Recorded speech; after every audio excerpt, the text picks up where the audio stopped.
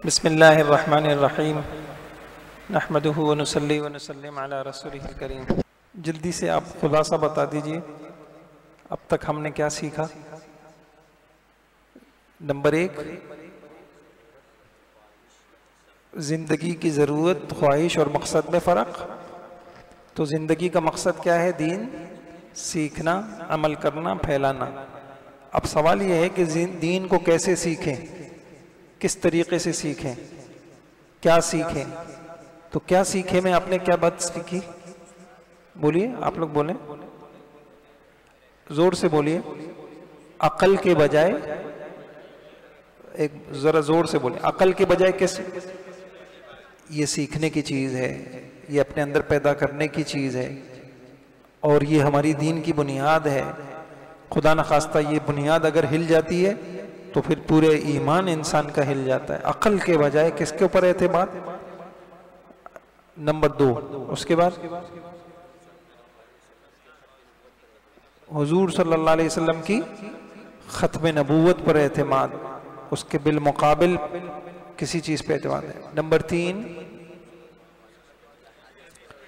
حضور صلی اللہ علیہ وسلم کی حدیثوں پر اعتماد اور اپنا ذہن اس سے متعلق صاف رکھنا، ان حدیثوں کے اوپر اعتماد کرنا اور ان حدیثوں سے متعلق پھیلائے گئے وسوسے اور شبہے، شکوک، شبہات، ان سے اپنے سینوں کو، اپنے ایمان کو بچانا۔ آج تیسری چیز میں عرض کرتا ہوں، حضور اقدس صلی اللہ تعالی علیہ وسلم کی سنتوں پر اعتماد، بلکہ اس کو بولیے بدعت کے بجائے حضور صلی اللہ تعالی علیہ وسلم کی سنتوں پر اعتماد۔ کیا کہا میں نے؟ حضور صلی اللہ علیہ وسلم کی سنتوں کے اوپر اعتماد۔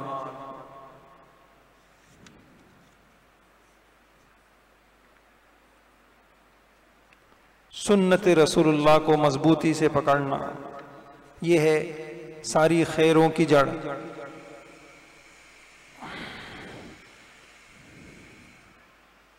امام اوزاعی رحمت اللہ علیہ کہتے ہیں کہ میں نے اللہ تعالیٰ کو خواب میں دیکھا، کہا اے عبد الرحمن تم امر بالمعروف اور نہی عن المنکر کرتے ہو؟ میں نے عرض کیا کہ اے میرے پروردگار آپ کے فضل سے کرتا ہوں۔ اس کے بعد پھر میں نے کہا اے رب مجھے اسلام پر موت نصیب فرما۔ اللہ تعالیٰ نے ارشاد فرمایا وعلی السنہ، اسلام کے ساتھ سنت پہ مرنے کی بھی تمنا کرو کہ حضور کی سنتوں پہ موت آئے۔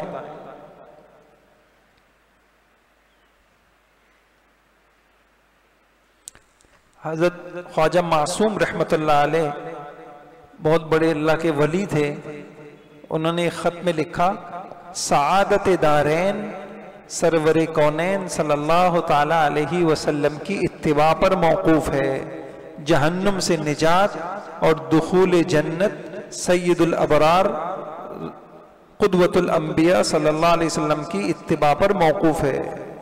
اسی طرح اللہ کی رضامندی حضور صلی اللہ علیہ وسلم کی پیروی میں مشروط ہے۔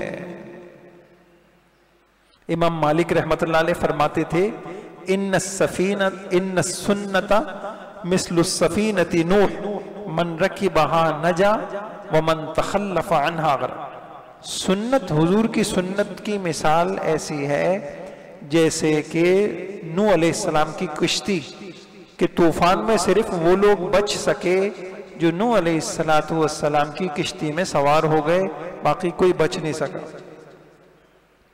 یہ جو قرآن میں آتا ہے کہ تبارک الذی بیدہ الملک، آگے آتا ہے لیبلوکم ایکم احسن عملا، اللہ نے ہمیں دنیا میں بھیجا ہے تاکہ اللہ یہ دیکھنا چاہتے ہیں تم میں اچھا عمل کون کرتا ہے۔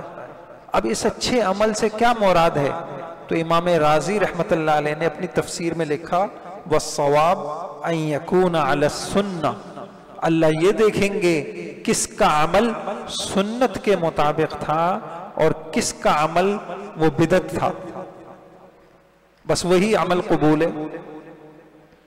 ایک بہت بڑے مفسر ہیں قاضی ثناء اللہ پانی پتی رحمت اللہ علیہ، انہوں نے کہا قول اللہ تعالیٰ بغیر عمل کے قبول نہیں کرتے، باتیں ہی باتیں ہوں عمل نہ ہو، اور قول بھی ہو عمل بھی ہو نیت نہیں ہو یا نیت صحیح نہ ہو یہ عمل بھی قبول نہیں ہوتا، اور قول بھی ہو عمل بھی ہو نیت بھی ہو لیکن سنت طریقہ نہ ہو یہ بھی اللہ قبول نہیں کرتا۔ سنت طریقہ، مولانا تقی عثمانی صاحب نے لکھا ہمارے عمل میں جو نجات کا مدار ہے خالی نیت کافی نہیں ہے، اس عمل کا سنت طریقے کے مطابق ہونا ضروری ہے۔ اس کی مثال انہوں نے دی کہ یہ غلط فہمی اچھے خاصے پڑھے لکھوں میں بھی موجود ہے کہ جب ہم انہیں شریعت کا کوئی طریقہ بتاتے ہیں تو وہ کہتے ہیں اجی اللہ ہمارے دلوں کو دیکھتا ہے، ہماری نیت صحیح ہے، ہم جو ہے یہ والی بدعت کر رہے ہیں، ہم تو محبت میں تو کر رہے ہیں، ہم تیجا کر رہے ہیں، ہم 40واں کر رہے ہیں، ہم عید میلاد النبی کے نام پہ بہت کچھ کر رہے ہیں، ہم حضور کی محبت میں تو کر رہے ہیں۔ تو فرمایا کہ اچھے خاصے پڑھے لکھے لوگ جب ان کو طریقہ بتایا جاتا ہے کہ بھئی یہ حضور کا طریقہ نہیں ہے تو وہ کہتے ہیں کہ ہماری نیت صحیح ہے، تو فرمانے لگے کہ اللہ تعالیٰ صرف مسئلہ نیت صحیح کرنے کا نہیں ہے، نیت بھی صحیح ہو اور طریقہ بھی صحیح ہو، نیت بھی صحیح ہو طریقہ۔ پھر انہوں نے مثال دی، مثلا اگر آپ فیصل آباد سے کراچی جانا چاہتے ہیں اور آپ نے وہاں بس پکڑ لی پشاور جانے والی، آپ کہیں میں تو بہت صحیح نیت کے ساتھ پشاور والی بس کے اندر بیٹھا ہوں، تو کیا وہ بس آپ کو کراچی پہنچائے گی چاہے آپ کی نیت کتنی اچھی ہو؟ تو اللہ کے ہاں ایسا کوئی عمل قبول نہیں ہوگا کہ جو حضور صلی اللہ تعالیٰ علیہ وسلم کے سنت طریقوں سے ہٹ کے۔ علماء نے لکھا ہے کہ سنت کی، جیسے ابھی عید ہوتی ہے تو بچوں کے پاس جعلی نوٹ ہوتے ہیں، جعلی نوٹ، تو بدعت کی مثال جعلی نوٹ کی ہے، وہ جعلی نوٹ کتنے ہی زیادہ ہو جائیں وہ قبول نہیں ہوتے، اور سنت کی مثال اصلی نوٹ کی طریقے سے ہے۔ تو سنت طریقہ ہمیں اس کی جستجو، کہ یہ نہیں کہ میں دین کے نام پہ کر رہا ہوں، اس کی تحقیق، اس کی جستجو کہ جو میں کر رہا ہوں یہ سنت عمل ہے یا نہیں ہے، یہ ضروری ہے، اس کا اہتمام کرنا ہے اور ہمیں سنتوں کے اوپر اعتماد کرنا ہے۔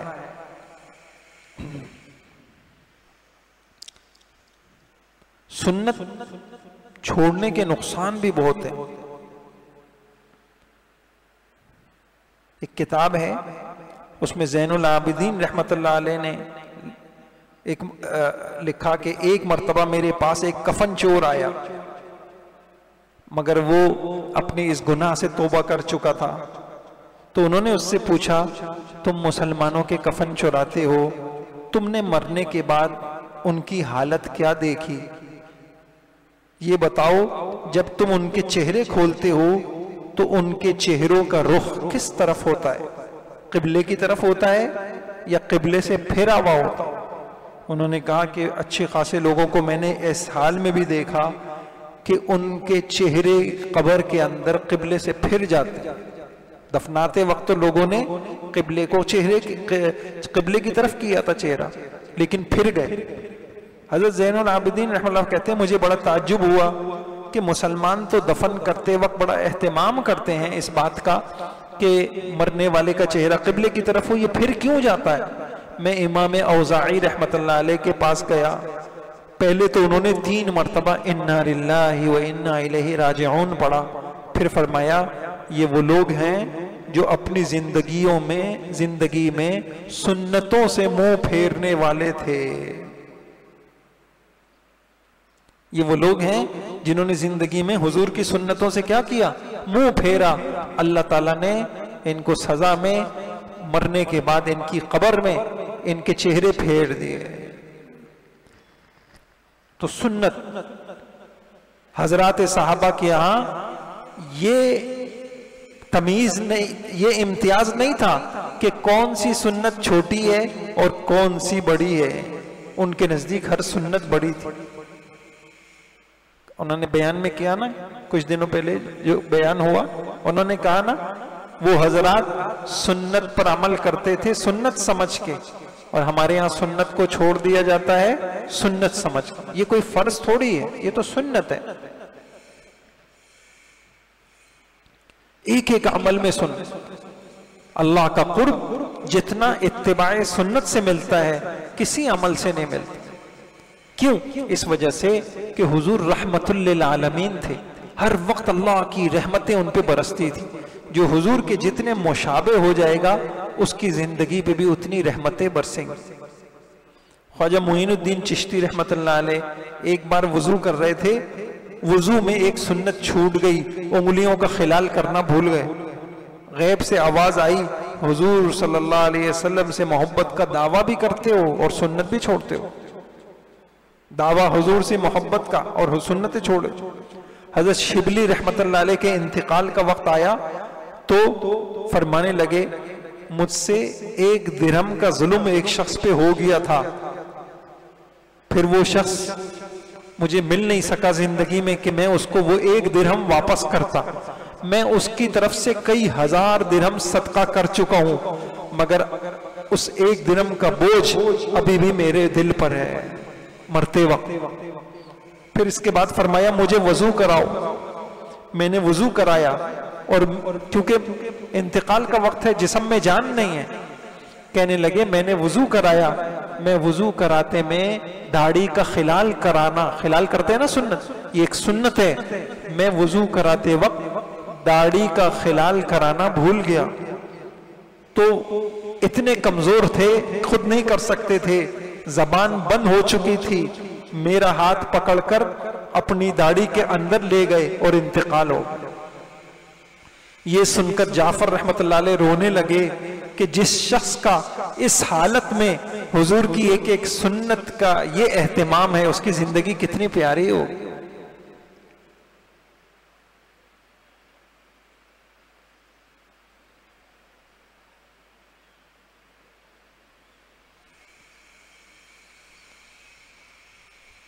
سور، سفیان ثوری، سور کس کو کہتے ہیں؟ سور بیل کو کہتے ہیں، سور بیل کو کہتے ہیں۔ سفیان ثوری رحمت اللہ علیہ ایک مرتبہ مسجد میں آئے اور بھول کر، کون سے پیر سے داخل ہونا چاہیے؟ سیدھے پیر سے، بھول کر الٹے پیر سے داخل ہو گئے۔ غیب سے آواز آئی او بیل، خانے خدا میں ایسے بے ادبی سے مت گھسو، اے بیل اللہ کا گھر ہے، اللہ کا دربار ہے، تمیز سے آؤ، ایسے بے ادب بن کے مت آؤ۔ ہم سے بڑی کوتاہی ہوئی، ہم نے حضور صلی اللہ علیہ وسلم کی سنتوں کو ہلکا سمجھا، دعویٰ حضور سے محبتوں کا، حضور کی زندگی میں کامیابی کا، کوئی ایک چیز بھی تو ہماری حضور سے میل نہیں کھا رہی۔ کیا ہمارے لباس، کیا ہماری خوشیاں، کیا ہمارے غم، حتیٰ کہ کیا ہماری عبادتیں۔ تو اللہ تعالیٰ ہم سب کو زندگی میں یہ ہماری بنیاد ہے، ہر وقت ایک فکر سوار ہو، حضور کا طریقہ کیا ہے، حضور کا طریقہ کیا ہے، حضور کا طریقہ کیا ہے۔ حضور صلی اللہ علیہ وسلم کے طریقے میں نجات ہے، اسی سے عمل قبول ہوں گے۔ اب میں اس کے فضائل تو آپ کو نہیں سناتا، پورا قرآن حدیث بھرا پڑا ہے، ایک مرتبہ ہم نے پورے قرآن سے جمع کیا، میں صرف آپ کو عنوان بتاؤں گا، آیتیں نہیں بتا رہا۔ حضور صلی اللہ علیہ وسلم کی اتباع سے اللہ کی محبت ملتی ہے، عمل کو قبولیت ملتی ہے، گناہوں کو معافی ملتی ہے، اللہ کی رحمتیں متوجہ ہوتی ہیں، حضور کی اطاعت عین اطاعت خدا ہے، ایمان کی علامت ہے، اس کی تکمیل کا ذریعہ ہے، ہدایت کی کسوٹی ہے، ہدایت کی کسوٹی ہے، بڑی کامیابیاں دلانے والی ہیں۔ انبیاء، صدیقین، شہداء، صالحین کے ساتھ حشر ہوگا، جنت میں حضور کی معیت ملے گی، 100 شہیدوں کا اجر ملے گا، نیک لوگوں کے دلوں میں محبت پیدا ہوگی، گمراہی سے انسان بچے گا۔ یہ ساری خوبیوں کی جڑ ہے، یہ ہزاروں کرامتوں سے بڑھ کر ہے۔ یہ بہترین ہدایت ہے. احسن الہدی ہدی محمد، سب سے بہترین ہدایت حضرت محمد صلی اللہ علیہ وسلم کا طریقہ ہے. تو یہ ایک بات میں نے آپ کے سامنے عرض کی کہ اللہ تعالیٰ ہمیں کیا کرنا ہے، کس کے اوپر اعتماد کرنا ہے، کس کے اوپر اعتماد نہیں کرنا، بدعتوں کو اوپر اعتماد نہیں کرنا، اور اپنی زندگی اپنے اعمال کو سنتوں میں ڈھالنا ہے. اچھا، یہ جو بدعت ہے اس کو بھی سمجھ لیجئے کہ بدعت کیا ہے اور سنت کیا ہے، ہم کیسے پہچانیں، اور بدعت اور سنت کے فرق کو ہم کیسے پہچانیں، کیا چیزیں بدعت ہیں، بدعت کے کیا نقصانات ہیں.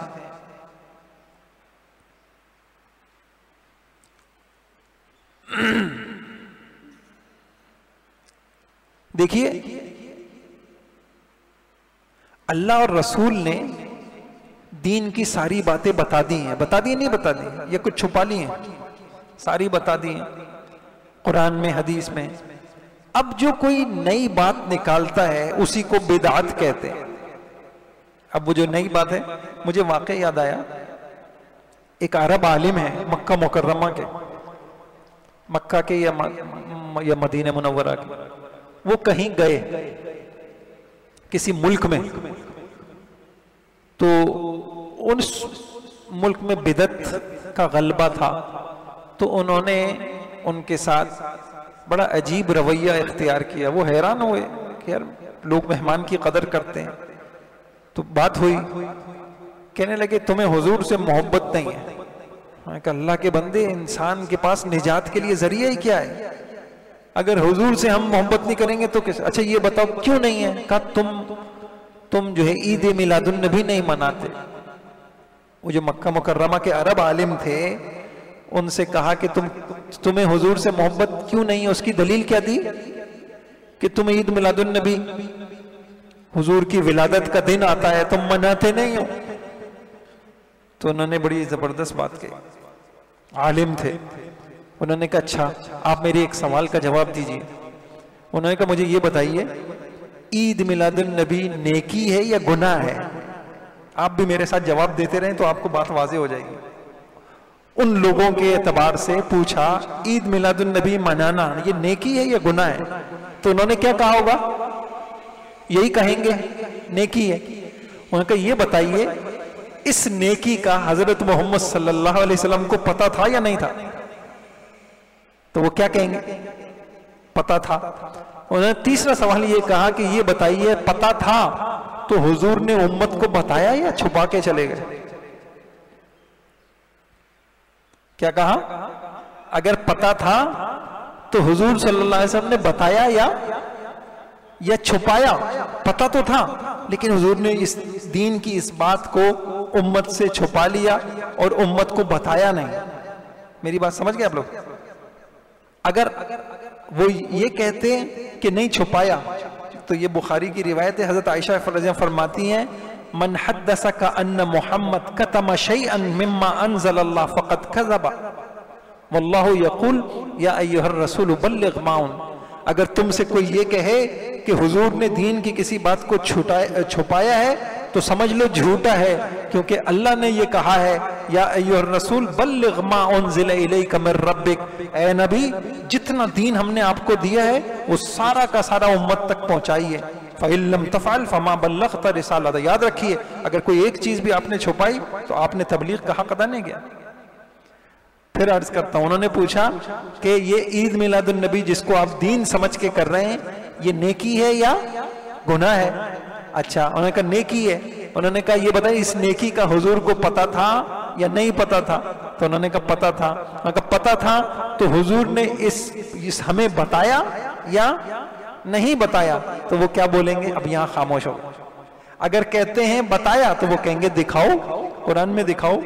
قرآن میں بتایا ہوگا، حدیث میں ہوگا، دکھاؤ کہاں بتایا. اور اگر کہتے ہیں کہ نہیں بتایا تو پھر حضرت عائشہ رضی اللہ عنہا نے یہ فرما دیا کہ جو تم سے کہے کہ حضور نے دین نہیں بتایا سمجھ لو کہ جھوٹا ہے.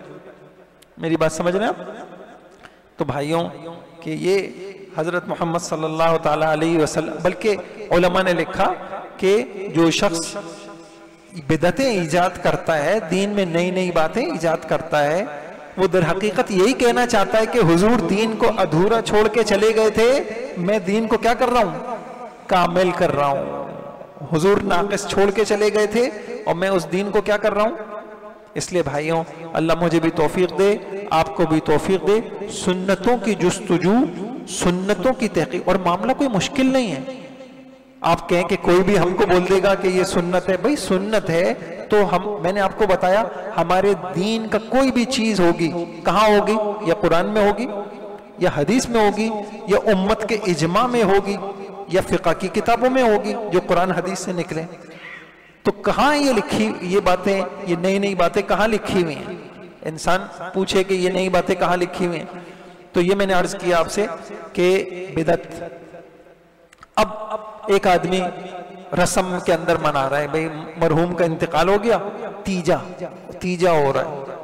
اب آپ خود دیکھ لیجئے بھئی یہ تیجا، تیسرے دن ایصال ثواب کرنا، کیا یہ قرآن میں ہے، حدیث میں ہے؟ صحابہ ایسے کرتے تھے؟ یہ کوئی ہمارا دین کوئی غاروں کے اندر تو نہیں ہے، کوئی چھپا ہوا تو نہیں ہے، الحمدللہ ہر چیز واضح ہے۔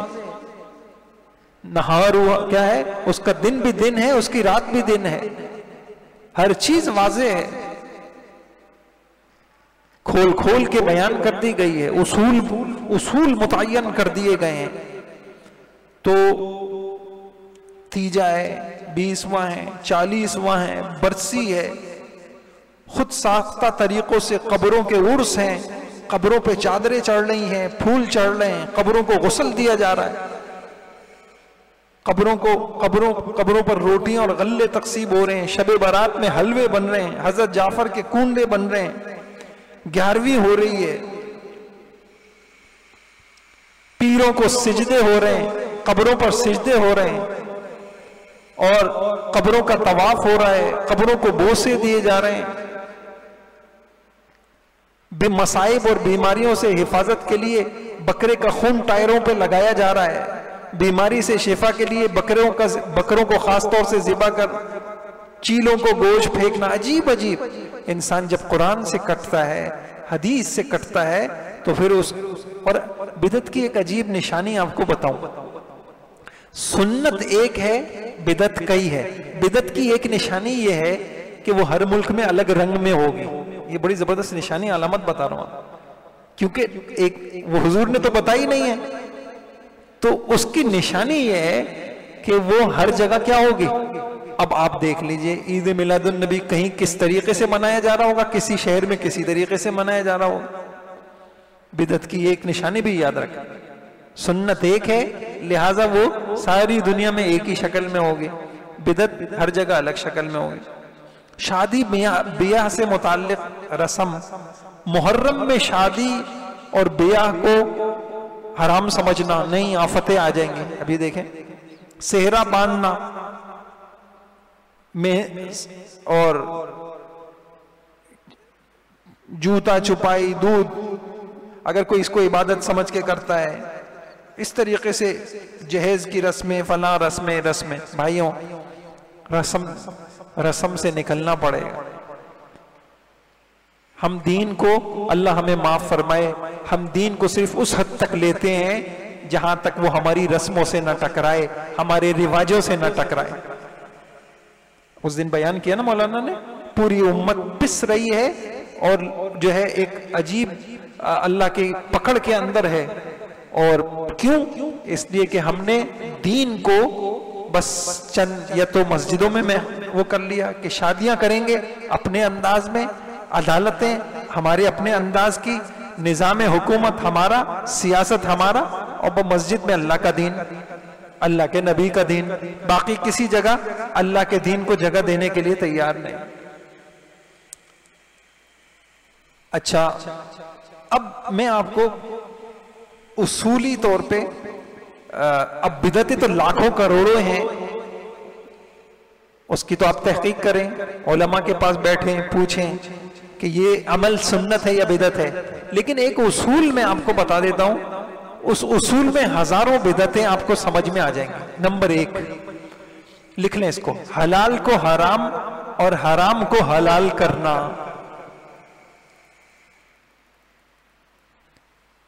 اللہ نے جس چیز کو حلال کیا ہے اس کو کوئی حرام کرے تو یہ کیا بن جائے گا؟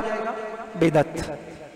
یا جس چیز کو اللہ نے حرام کیا ہے کوئی اس کو کیا کرنے لگ جائے؟ حلال کرے یا حلال سمجھے یا حلال جیسا معاملہ کرے، یہ ساری چیزیں اس میں آتی ہیں. جیسے بعض لوگ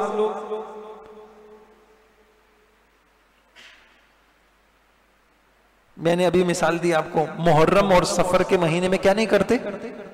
تو اللہ تعالیٰ نے تو ایک چیز کو حلال کیا ہے اور وہ کہتے نہیں محرم میں کوئی کر بھی لے، نہیں یہ کیا کر رہے ہو، یہ کیا کر رہے ہو.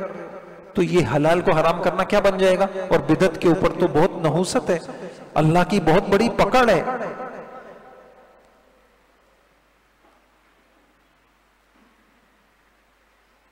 بہت سی قوموں میں بیوہ عورتوں کے نکاح ثانی کو معیوب سمجھا جاتا ہے. ایک عورت ہے بیوہ ہو گئی، اب شادی نہیں کرائیں گے اس کی اور اس کو عیب سمجھیں گے. اب اللہ نے حلال کیا ہے اور یہاں کیا کیا جا رہا ہے؟ حرام کیا جا رہا ہے. اس سب کو کہیں گے کہ اللہ کی حدود سے آگے بڑھنا. اچھا یہی مشرکین کرتے تھے. ایک بات سمجھ میں آگے لکھ لیا آپ نے، یہ ایک اصول میں نے آپ کو بتا دیا، بہت ساری چیزیں اسی کے تحت آ جائیں گی. نمبر دوسری بات دیکھیے، اپنی طرف سے عمل کی فضیلت یا ثواب یا عذاب مخصوص کرنا. لکھ لیں آپ اس کو، پوری امت یہی کر رہی ہے ابھی. اپنی طرف سے کسی عمل کی فضیلت، ثواب، عذاب کو کیا کرنا؟ میری بات سمجھ گئے آپ لوگ؟ اب دیکھیے واٹس ایپ کے اوپر فلاں جگہ آپ کو یہ چیزیں ملیں گی. مثال کے طور پر یہ میں نے لکھا ہے، جیسے مشہور ہے کہ رمضان کے آخری جمعے کو نیا کپڑا، نیا جوتا پہن لے تو اس کا حساب نہیں ہوتا. رمضان کے آخری جمعے میں آپ نیا جوڑا پہن لیں تو اس کا اللہ پاک کیا نہیں لیں گے؟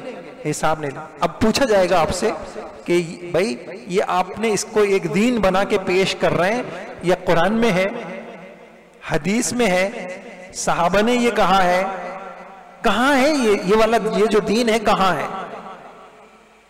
واضح ہو گیا؟ یہ ہو گیا. نمبر 3، غیر ضروری چیز کو ضروری سمجھنا. بہت زبردست اصول ہیں یہ اتنے قیمتی اصول ہیں، ساری بدعتیں آپ کو اس سے سمجھ میں آ جائیں گی. نمبر 3، غیر ضروری چیز کو. اچھا میں آپ سے ایک بات پوچھتا ہوں، اللہ علماء کو جزائے خیر دے، ایک ایک بات کے درجے متعین کر کے بتا دیے. آپ سے پوچھتا ہوں، کوئی چیز ہوتی ہے فرض. فرض کا مطلب وہ کرنا کیا ہے؟ ضروری. اس کے بعد شریعت میں کچھ چیزیں ہوتی ہیں سنت، کچھ ہوتے ہیں مستحب، اس سے بھی درجہ کم. کچھ ہے مباح. سنا ہے آپ نے؟ کچھ چیزیں کیا ہوتی ہیں؟ مباح. مباح کا کیا مطلب ہے؟ آپ کے لیے گنجائش ہے، آپ کرنا چاہیں تو کر لیں، آپ نہیں کرنا چاہیں تو نہ کریں. آپ کریں گے تو ثواب نہیں ملے گا، آپ نہیں کریں گے تو کوئی گناہ نہیں ملے گا. اس کو کیا کہتے ہیں؟ اچھا اب کیا کرنا کہ کوئی اللہ تعالیٰ کی طرف سے تو کوئی چیز مباح ہو اور آپ اس کو اعتقاداً اس کو کیا کر لیں؟ فرض کر لیں، واجب کر لیں. جو نہ کرے آپ اس کو برا بھلا کہنا شروع کر دیں تو آپ نے اس کا درجہ کیا کر لیا؟ مباح سے کر کے آپ نے اس کو فرض بنا دیا.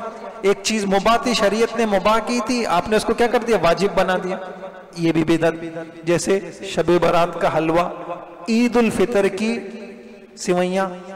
اب عید آ رہی ہے بھائی، آپ میٹھا کھا رہے ہیں، شریعت کہہ رہی ہے چلو خوشی ہے، خوشی میں انسان اچھا کھاتا ہے، آپ کھا لیں. لیکن آپ کے تمہارے گھر میٹھا نہیں ہوا. اللہ کے بندے یہ کیسی عید ہے؟ اور لان تان شروع کر دیں، برا بھلا کہنا شروع کر دیں، اس کا مطلب ہے کہ اب آپ جو ہے اعتدال میں نہیں رہے، آپ نے ایک غیر ضروری چیز کو، ایک غیر لازم چیز کو آپ نے کیا کرنا شروع کر دیا؟ لازم کر دیا۔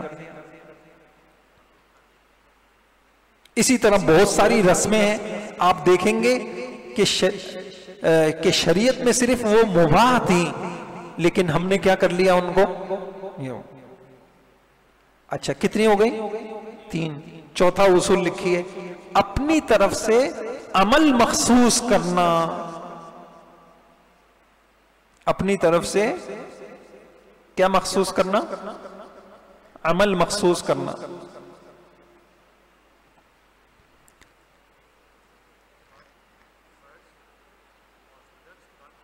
مستحب۔ اچھا اپنی طرف سے کیا مخصوص کرنا؟ اب آپ دیکھیں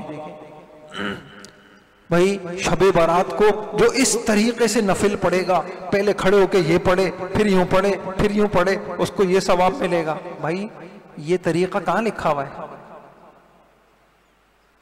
سمجھیں؟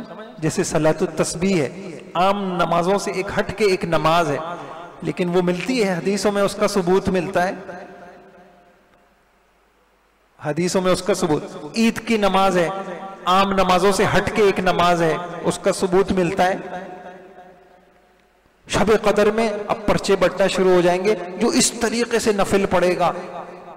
اب یہ ایک عمل تھا، آپ نے اس کا طریقہ کیا کر لیا؟ یہ سمجھ گئے؟ اپنی طرف سے عمل نہیں، یہ مثال دوسری ہے، اس کی مثال ایک ہے عمل مخصوص کرنا۔ ایک شریعت میں ایک کام نہیں تھا، آپ نے اپنی طرف سے کہا بھائی یہ کرو، آگے طریقے کی بات ہے۔ نمبر 5، اپنی طرف سے عمل کا وقت مخصوص کرنا۔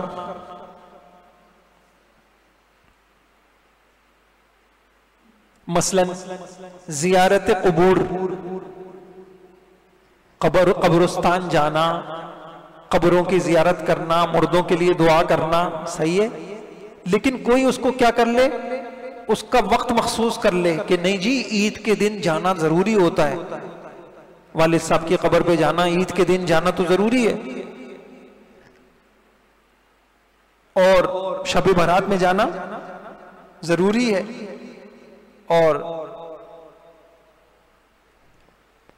اسی طریقے سے ایصال ثواب کے لیے وقت مخصوص کر لیا، جیسے کہ پہلے ہم مرنے کے 30ویں دن کریں گے، پھر 40ویں دن کریں گے، پھر 1 سال بعد کریں گے۔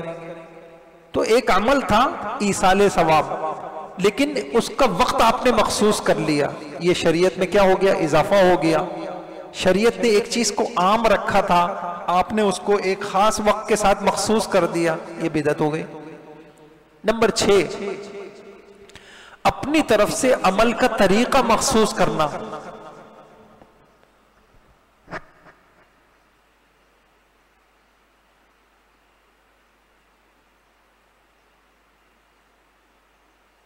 یہ سمجھ گئے آپ لوگ؟ یہ وہ بات چیز، اپنی طرف سے عمل کا کیا طریقہ؟ مثلا جیسے میں نے آپ کو مثال دی کہ فلاں دن آپ فلاں طریقے سے نماز پڑھیں، اور اتنی مرتبہ سورہ قل هو اللہ پڑھیں آپ، پھر اس کے بعد رکوع میں آپ اتنی مرتبہ یہ پڑھیں، اور پھر آپ، تو پوچھا جائے گا آپ سے کہ بھئی عمل، نفل پڑھنا ایک عمل ہے، اور یہ جو آپ طریقہ بتا رہے ہیں اس کا ایک خاص طریقہ بتا رہے ہیں، یہ طریقہ کہاں سے ہے؟ یہ ہو گیا۔ نمبر 7،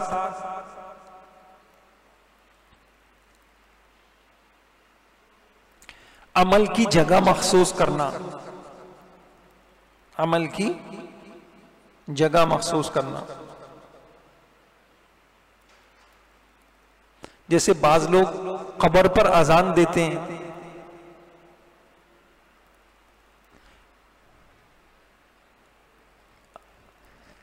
اور بھئی ایصال ثواب ہے، آپ نے کوئی نیک عمل کیا اور اللہ سے دعا کی اے اللہ یہ فلاں کے حق میں قبول کر لے، یہ تو صحیح ہے۔ اب آپ نے جو ہے کہاں جگہ مخصوص کر لی کہ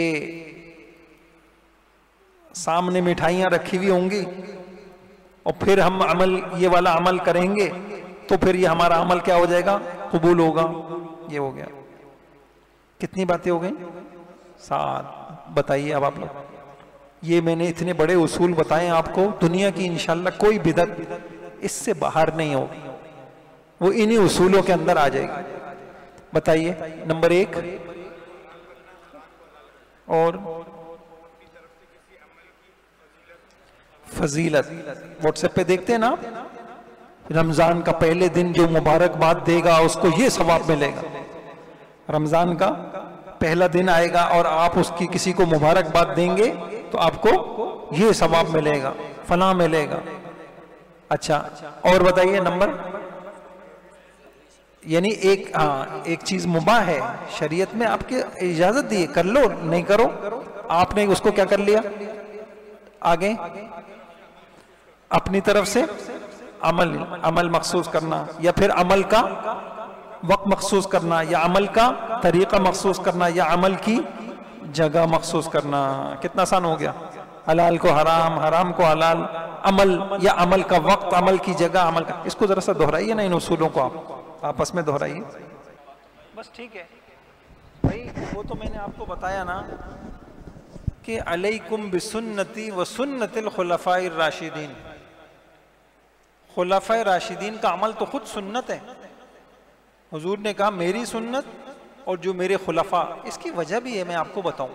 دیکھیں غور سے سمجھنے کی کوشش کیجیے. حضور علیہ السلام سے صحابہ دین سیکھتے تھے. وہ 2 طرح کے تھے. ایک وہ تھے جو حضور صلی اللہ علیہ وسلم کے ساتھ ہی رہتے تھے. ایک وہ تھے جو مختلف شہروں سے آتے تھے اور حضور کو کوئی عمل کرتا ہوا دیکھتے تھے اور پھر اپنے شہروں میں چلے جاتے تھے. تو حضور علیہ السلام کو پہلے ہی اندازہ تھا اس بات کا کہ شریعت میں تو نسخ بھی ہے نا. آپ کو پتہ ہے نماز میں کتنی تبدیلیاں آئی ہیں؟ آپ کو پتہ ہے روزے میں کتنی تبدیلیاں آئی ہیں؟ تبدیلیاں آئی ہیں. پہلے صرف کون سا روزہ فرض تھا؟ عاشورے کا. پہلے روزہ کس طریقے سے ہوتا تھا؟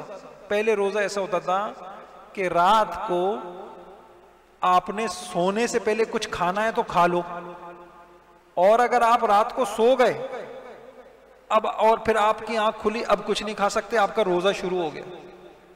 بخاری شریف میں حدیث ہے. بلکہ واقعہ ہے، ایک صحابی ہیں وہ کھیتی باڑی کرتے تھے بیچارے، بہت دن بھر کھیتی باڑی کرتے ہوئے تھکے ہارے آئے. بیوی سے کہا کچھ کھانے کو ہے؟ کہا کہ تلاش کرتی ہوں. وہ اتنے تھکے ہوئے تھے بیچارے کہ وہ بیچاری تلاش کر کے جب آئیں تو وہ سو چکے تھے. انہوں نے کہا خیبتن لک، اوہ یہ کیا ہو گیا؟ دن بھر کا روزہ اور اب یہ تو پھر شروع ہو گیا. اب بیچاروں کا کچھ نہیں کھا سکتے تھے، پھر روزہ شروع کر دیا. جب اگلا دن آدھا گزرا تو بے ہوش ہو کے گر گئے. پہلے بھی کچھ نہیں کھایا ہوا تھا، افطاری بھی کچھ بھی نہیں تھی اور سحری بھی کچھ بھی نہیں کی، اور اگلا روزہ بھی شروع ہو گیا. قرآن کی آیتیں آ گئیں، کلوا واشربوا حتى يتبين لكم الخيط الابيض احل لكم ليلة الصيام الرفث. صحابہ خوش ہو گئے بہت، یہ اللہ نے آسانی پیدا کر. ایسے ہی نماز میں تبدیلیاں آئیں. پہلے نماز میں بعد میں کوئی آتا پوچھتا ہاں بھائی کتنی رکھتے ہوئی ہیں نماز میں، دوسرا آدمی بولتا 2 ہو گئی، تیسری چل رہی ہے. سمجھ رہا؟ تو نماز میں بھی تبدیلیاں آئی ہیں. نماز حرکت سے سکون کی طرف آئی ہے. پہلے حرکتیں تھی نماز میں، پھر آہستہ آہستہ قوموا للہ قانتین. اب سنیے، اب ایک شخص آئے اور انہوں نے حضور علیہ السلام کی نماز دیکھی اور پھر وہ ساری زندگی نہیں آئے. وہ تو چلے گئے کوفہ، وہ تو چلے گئے مصر، اور کوئی ٹیپ ریکارڈ تھا، کوئی ٹی وی تھا، اعلان ہو جائے کہ اے میرے صحابہ وہ جو تم نے عمل کرتے ہوئے دیکھا اب وہ بدل گیا ہے، لہذا اس کو چھوڑ دو، اب یہ عمل کرو. کوئی اعلان؟ وہ تو ساری زندگی اسی عمل کی تبلیغ کرتے رہیں گے. اس لیے حضور کو اس کا پہلے سے اندازہ تھا کہ دین کی مختلف شکلیں سامنے آئیں گی، کہیں اختلاف نہ ہو جائے. کہ کیا حضور نے کہا، میں نے آپ کو حدیث سنائی تھی کہ تم لوگوں کو بہت سا اختلاف نظر آئے گا، لہٰذا تم کیا کرنا، علیکم بسنتی و سنت الخلفاء، تم کن کی سنتوں کو پکڑنا؟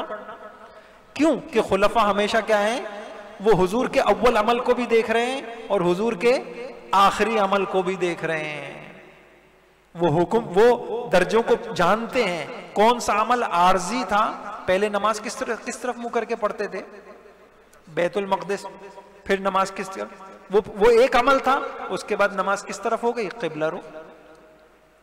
تو شریعت میں تدریجاً تبدیلیاں آئی ہیں، اس تبدیلی کو جانے گا کون، اس تبدیلی کو جو ہمیشہ حضر میں سفر میں جو حضور کے ساتھ چپکا ہوا رہے گا، جو حضور کے ساتھ ہر وقت ہوگا، آسان سی بات ہے اس میں، وہ جانے گا۔ اور وہ کون لوگ ہیں، وہ حضور کے خلفاء ہیں۔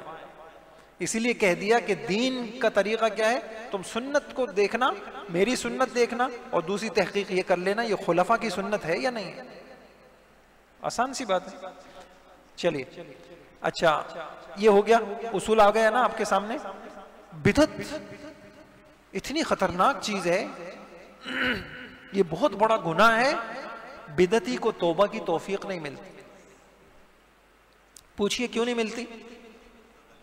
وہ اس کو غلطی سمجھتا ہی نہیں، وہ تو سمجھ رہا ہوتا ہے کہ میں دین پہ عمل کر رہا ہوں، وہ تو کیا سمجھ رہا ہوتا ہے، میں دین سمجھ کے کر رہا ہوتا ہے۔ یہ جتنی خرافات ہو رہی ہیں اللہ معاف فرمائے، آپ دیکھیں نا اسلام کا کیا چہرہ سامنے آتا ہے، بھنگڑے ہیں اور ناچ رہے ہیں اور کیا کر رہے ہیں، چونکہ یہ آسان تھا نا، حضور کی سنتوں پہ چلنا مشکل ہے۔ آپ یقین جانیے یہ جتنے دعوے دار ہیں آپ ان کو بٹھائیے، ماشاءاللہ ہمارا ایک عام مسلمان ہے، اس سے کہیے آ جاؤ بھائی صبح سے لے کے حضور کی سنتوں کو گنواؤ، دیکھتے ہیں، اب دیکھتے ہیں کہ کس کے پاس سنت کا علم زیادہ ہے۔ چلو بتاؤ سب سے پہلے حضور کیسے اٹھتے تھے، اب آپ کو حدیثوں میں ملے گا، یہ سنت بھی ملے گی، آنکھوں کو ملتے تھے، ان فی خلق السماوات والارض واختلاف اللیل والنہار لآیات لأولی الالباب الذین یذکرون اللہ قیاما وقعودا، یہ پورا رکوع آپ کو ملے گا، حضور یہ پڑھتے تھے۔ اللہم انی اعوذ بک من ضیق الدنیا وضیق یوم القیامہ، حضور یہ پڑھتے تھے۔ اور کتنی چیزیں ہیں پڑھنے کی، لا الہ الا اللہ وحدہ لا شریک لہ لہ الملک ولہ الحمد وہو علی کل شیء قدیر، سبحان اللہ والحمد للہ ولا الہ الا اللہ واللہ اکبر، اللہم اغفر لی، بخاری کی روایت ہے، یہ پڑھتے تھے۔ اور حدیث میں ہے جو سونے سے اٹھ کر یہ پڑھ لے اس کے بعد جو دعا مانگے گا وہ قبول، اور جو عبادت کرے گا وہ قبول۔ اتنا بڑا عمل ہے، یہ بتاؤ یہ آتا ہے نہیں آتا؟ پھر حضور بیت الخلاء کیسے جاتے تھے، اس کی سنتیں کیا ہیں؟ اور پھر حضور صلی اللہ علیہ وسلم کی تہجد کی سنتیں کیا ہیں؟ پھر حضور صلی اللہ علیہ وسلم گھر سے نکلتے تھے، کتنی دعائیں، بسم اللہ توکل تو تھوڑی، اللہم انی اعوذ بک من ان اضل او ضل او اضل او ضل او اظلم او اظلم او اجہل۔ اور پھر حضور علیہ السلام کے طریقے وہ حدیث کی کتابوں میں، کوئی آدمی کہے کہ نہ میں سیکھوں گا اور بس میں حضور کا عاشق ہوں، نہ حضور کے طریقے سیکھوں گا، نہ ان کے دین کو سیکھوں گا، نہ ان کی سنتوں کو سیکھوں گا، تو بھائیوں دعوے اور چیز ہوتی ہیں، حضور کی سنتوں کے لیے تو ایک اس کو سیکھنا پڑے گا، اس کو جاننا پڑے گا۔ تو یہ میں نے آپ سے ایک بات عرض کر دی کہ سنتوں، بدعت کے بجائے کس کے اوپر اعتماد، سنتوں کے اعتماد، پھر سنتوں کی تحقیق بھی ہو اور جستجو ہو، اس عمل میں کیا سنت ہے؟ بیٹی کی شادی کر رہا ہوں، کوئی نہیں آتا، یقین جانے جو مسئلے پوچھنے آتے ہیں نا، کوئی خوشی نہیں ہوتی، وہ یا تو میراث کے پوچھیں گے میرا کتنا حصہ بنتا ہے، یا تو یہ مسئلہ پوچھیں گے میرے بھائی کا کتنا بنتا ہے، میرا کتنا بنتا ہے، یہ بتاؤ۔ کوئی اللہ کا حکم پوچھنے نہیں آتا، کوئی حضور کی سنت پوچھنے نہیں آتی۔ ہزاروں میں سے کوئی ایک آدمی آتا ہے کہ بھائی نیا کاروبار شروع کر رہا ہوں، مولوی صاحب کوئی حضور صلی اللہ علیہ وسلم کی سنت طریقے کیا ہے مجھے بتا دیں تاکہ اس طریقے کے مطابق کاروبار کروں، کوئی بھی نہیں آتا۔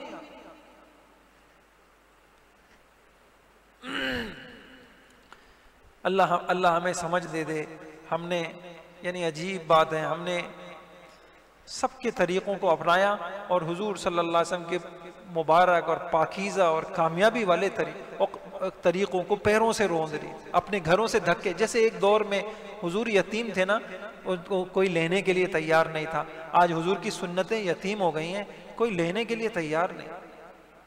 گھر میں کوئی حضور کی سنتوں کو جگہ دینے کے لیے تیار نہیں، کاروبار میں جگہ دینے کے لیے تیار نہیں، نظام سیاست میں جگہ دینے کے لیے تیار نہیں، کوئی نہیں.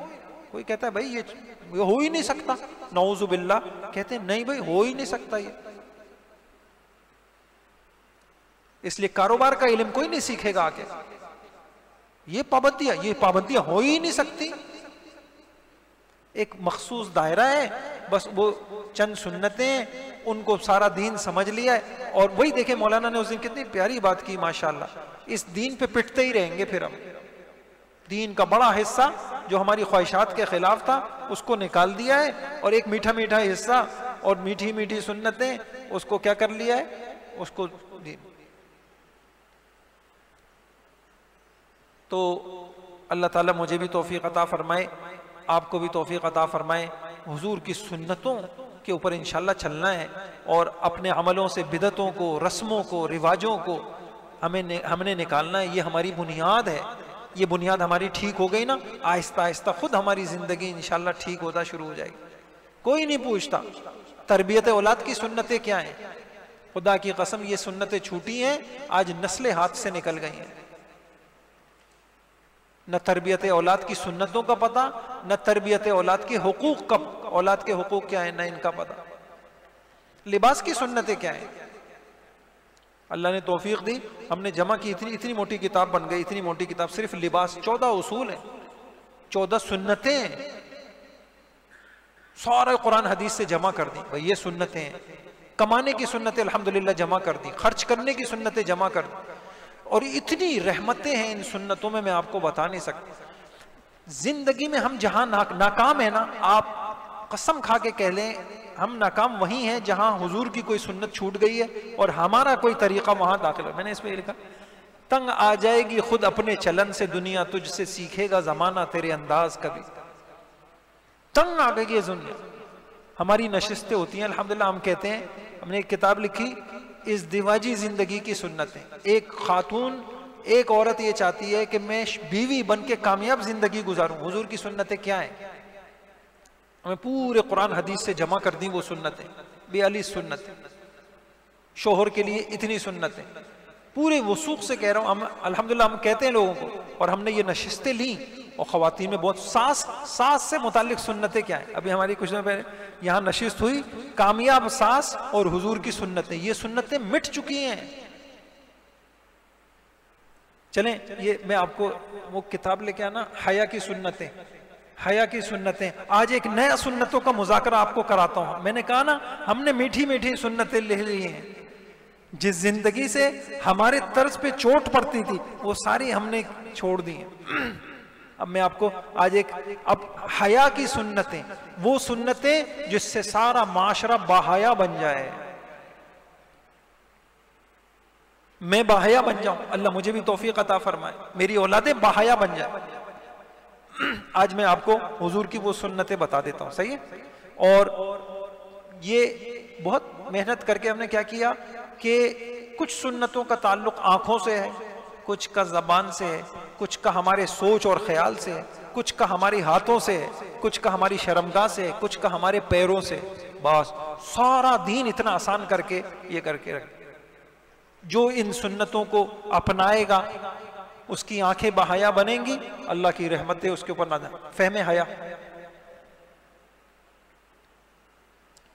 اب چونکہ یہ سنتوں پر اعتماد کی بات چل رہی تھی تو اب بھائیوں یہ دین سیکھنے کا ہے. جو سیکھے گا، باپ کو نہیں پتا وہ اولادوں کو کیا بتائے گا.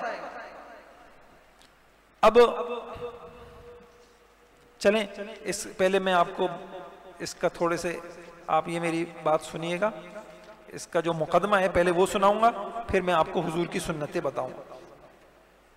غور سے سنیے گا یہ باتیں. جس دین اسلام میں امتیازی خوبی اور بنیادی وصف حیا کو قرار دیا تھا، یہ بہت ساری حدیثوں کے خلاصے ہیں جو میں نے بات میں. جو حیا انسانوں کے سب سے پہلے ماں باپ حضرت آدم علیہ السلام کی میراث تھی نہیں تھی. آدم علیہ السلام کا جب لباس کھل گیا تھا کیسا شرم سے اپنے لباس. اور انسانی فطرت میں داخل تھی، جس حیا سے پورا معاشرہ خوبصورت ہوتا تھا، جس حیا کا ایمان کے ساتھ چولی دامن کا ساتھ تھا، جو حیا ہر بھلائی اور خیر کا سرچشمہ تھی، جو حیا دین اسلام کے 5 بنیادی مقاصد میں سے تھی، جو حیا سارے انبیاء علیہ السلام کی مشترکہ صفت تھی، جن مسلمانوں کا پیغمبر پردہ نشین کنواری لڑکی سے بھی زیادہ حیا کرنے والا شرمیلا تھا، جس پیغمبر نے امت کو باحیا بنانے اور بے حیائی سے بچانے کے لیے 1-2 آیتیں نہیں، 4-5 حدیثیں نہیں، 20 حدیثیں بیان کی تھی، آج اس پیغمبر کی امت نے حیا کا جنازہ نکال دیا۔ عورتوں میں حسن کی نمائش کے جذبے نے کچھ ایسی شدت اختیار کی کہ یہ عورت شرم و حیا کی تمام حدیں توڑتی چلی گئی، آخر کار اپنے کپڑوں سے ہی باہر نکل آ گئی۔ ادھر مردوں کو ایسی شہوانی پیاس لگی جو بے حجابی اور بے لباسی کی کسی حد پہ بجھ ہی نہیں رہی۔ عورت اور زیادہ بے لباس ہو جائے، اور زیادہ بے لباس ہو جائے، اور زیادہ بے لباس ہو جائے۔ حضور صلی اللہ علیہ وسلم کے کلمہ پڑھنے والے مسلمان گھرانوں میں ایسے شرمناک واقعات سامنے آ رہے ہیں کہ کلیجہ منہ کو آتا ہے۔ مقدس رشتوں کی حرمت پامال ہو رہی ہے۔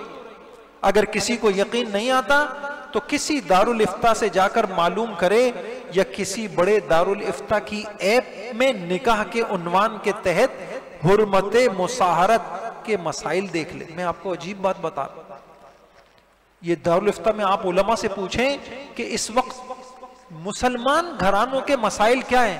پتہ ہے کیا مسئلے پوچھ رہے ہیں؟ کہ بہو سسر سے محفوظ نہیں، بہنیں بھائیوں سے محفوظ نہیں، مقدس رشتے محفوظ نہیں۔ یہ مسائل یہ ہم سے آگے پوچھ رہے ہیں لوگ،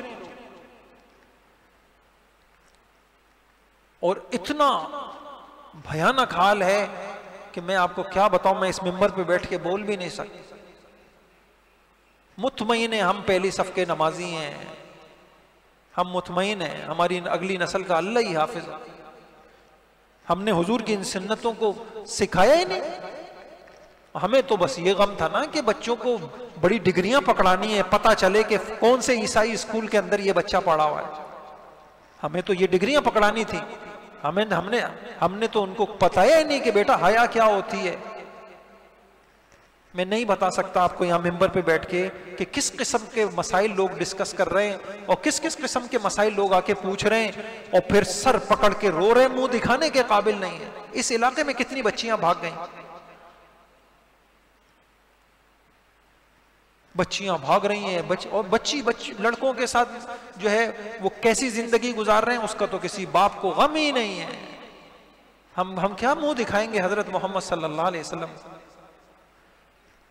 میں نے یہ جو بات آپ کو کہی، میں کوئی یہ نہیں کہ آپ بنوری ٹاؤن ہے اس کی فتوے ہیں نیٹ کے اوپر، آپ جائیں اس میں نکاح کا عنوان تلاش کریں، اس نکاح کے بعد ایک عنوان ہوتا ہے مصاہرت۔ یہ بڑے نازک مسئلے ہیں، یعنی خدا نخواستہ کسی بیٹے نے اگر اپنی والدہ کو شہوت کی نیت سے صرف ہاتھ لگا دیا تو پھر وہ ساری زندگی کے لیے حرام ہو جاتی ہے شوہر کے اوپر، پھر کوئی اور صورت ہی نہیں ہے۔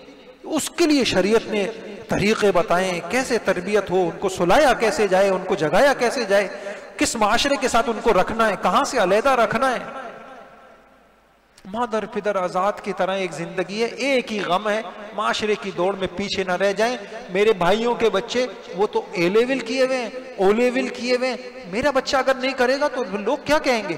مجھے بھی اس گند کے اندر بھیجنا ہے، اور پھر نہ ان کا ایمان بچے، نہ حیا، بچے بچیاں باغی بن رہے ہیں، خدا رسول سے باغی بن رہے ہیں۔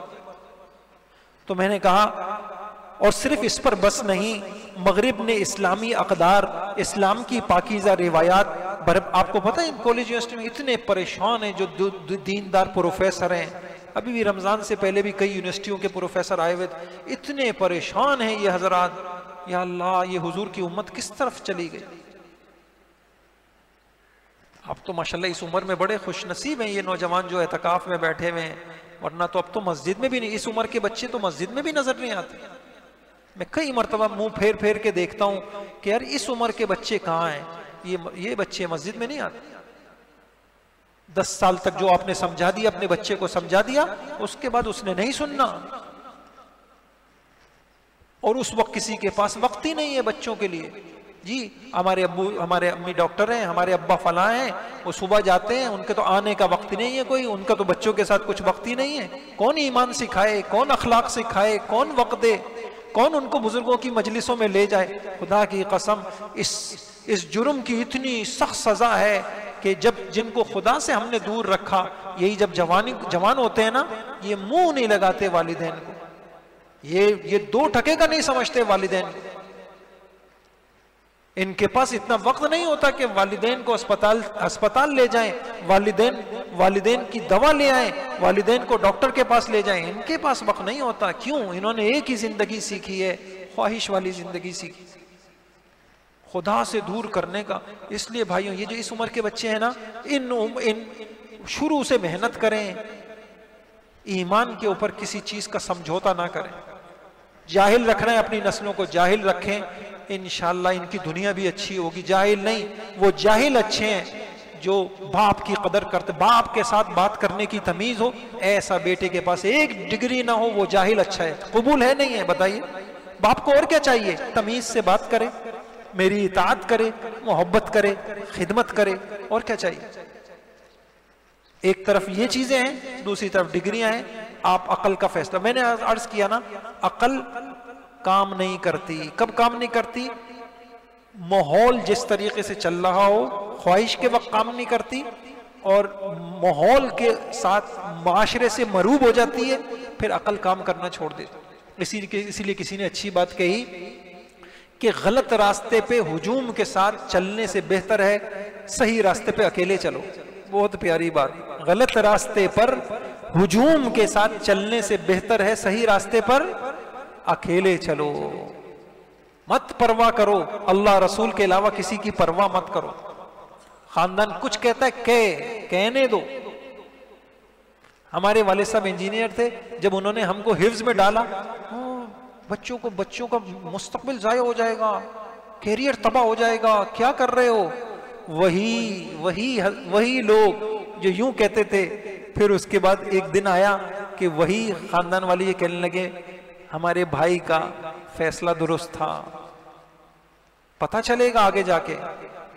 جس نے اپنے بچوں کو قرآن تھما دیا، جس نے مسجدوں سے جوڑ دیا، جس نے پاکیزہ زندگی سے جوڑ دیا، خدا کی قسم یہی لوگ ہیں. اپنی اولادوں کو دیکھ دیکھ کے ان کی آنکھیں ٹھنڈی ہوں گی.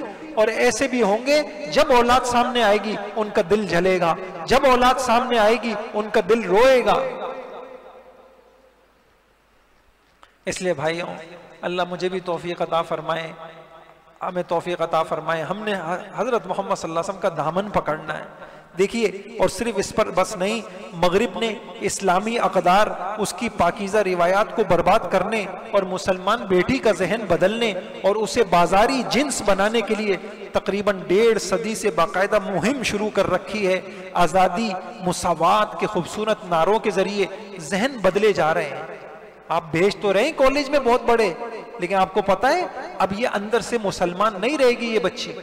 اگر آپ کہیں گے پھر کیا کریں، میں نہیں کہہ رہا کہ آپ ڈاکٹر نہ بنائیں، انجینئر ضرور بنائیں، پہلے آپ پکا مسلمان بنائیں، پہلے آپ ایمان والا بنائیں اور اس پہ سمجھوتا نہ کریں. انسان کو تو ہر چیز میں ایمان کا خیال. میں ایک کتاب لکھ رہا تھا گھر، تو میں نے سوچا گھر کہاں ہونا چاہیے، تو گھر سب سے پہلے وہاں ہونا چاہیے جہاں اس کی نسلوں کا ایمان بچ جائے. وہاں ہونا چاہیے جہاں اس کی نسلیں مسجد سے جڑے ہیں، گھر وہاں ہونا چاہیے. کہاں رہ رہے ہیں، کہاں بھیج رہے ہیں، کہاں جا رہے ہیں، خوش ہیں، کن محفلوں میں جا رہے ہیں، خوش ہیں، یہ نہیں پتا. اس ایک محفل میں جانے کے بعد بچے کا ایمان بھی بچے گا نہیں بچے گا، حیا بچے گی نہیں بچے گی. باہر بھیج رہے ہیں، بچیوں کو بھیج رہے ہیں باہر پڑھنے کے لیے، خوش ہیں. اس لیے بھائیوں، اور مغرب کی پوری کو دیکھیں، انہوں نے کہا مغرب کی جنگ اس وقت صرف سرحدوں پہ نہیں ہے، اس کو ہمارے کلچر سے چڑے. کتنے جاپان کے اندر واقعات ہے، عورت نے برقع پہنا، عدالت کے اندر مار دیے چاقو. نہیں ہوا واقعہ؟ عدالت کے اندر چاقو مار دیے. برقع کیوں پہنا؟ وہ اپنے آپ کو بہت ہی مہذب ثابت کرتے ہیں، ان کو چڑ، ان کو ایک ہی چیز ہے، ہمارا نظام تہذیب وہ غالب آئے، کوئی اور نظام نہ چلے۔ فنڈ ہوتے ہیں باقاعدہ، بے حیائی کے لیے پروگرام رکھے جاتے ہیں یونیورسٹیوں کے اندر، ایسے ایسے میں اس کو نوٹ کرتا ہوں، اللہ خدا کی پناہ، خدا کی پناہ۔ ایک آدمی میں کوئی شرافت تو ہوتی ہے، جانور تو نہیں ہے۔ کیا کیا پروگرام ہو رہے ہیں۔ کچھ عرصے پہلے یہ جو عورتوں کو ایام آتے ہیں تو لڑکیوں نے اپنے دامن کے اوپر لال رنگ کے دھبے لگائے ہوئے ہیں کہ یہ تو فطری چیز ہے، ہم کیوں شرمائیں۔ یہ یونیورسٹیوں کے اندر اس کے، اور میں آپ کو یہاں ممبر پہ بیٹھ کے کیا بتاؤں، آپ سب جانتے ہیں، لیکن ہم مطمئن ہیں، ہمیں بچے ہمیں تو بتانا بھی تو پڑے گا نا کہ کون سے سن جوزف میں پڑھتی ہے یا کہاں پڑھتی ہے، ہمیں بتانا بھی تو پڑے گا۔ یہ ہماری بیٹی کہاں پڑھتی ہے، ہماری بہن کہاں پڑھتی ہے۔ بھائیوں خبر میں جانا ہے، خدا کی قسم کل قیامت میں یہ اولاد چھوڑے گی نہیں ہم کو، کہ تم نے جانتے بوجھے، یہ اولاد نہیں چھوڑے گی ہم کو، یہ بات بھی قرآن میں لکھی ہوئی ہے۔ اے اللہ ہمارے ان بڑوں نے ہم کو غلط راہیں دکھائی تھیں، اللہ تو ان کو، یہی ہمارے باپ ہیں، اللہ ان کو سزا دے۔ یہ اولاد کہے گی اللہ یہ جہنم آج ہمیں ان کی وجہ سے لینا پڑ رہی۔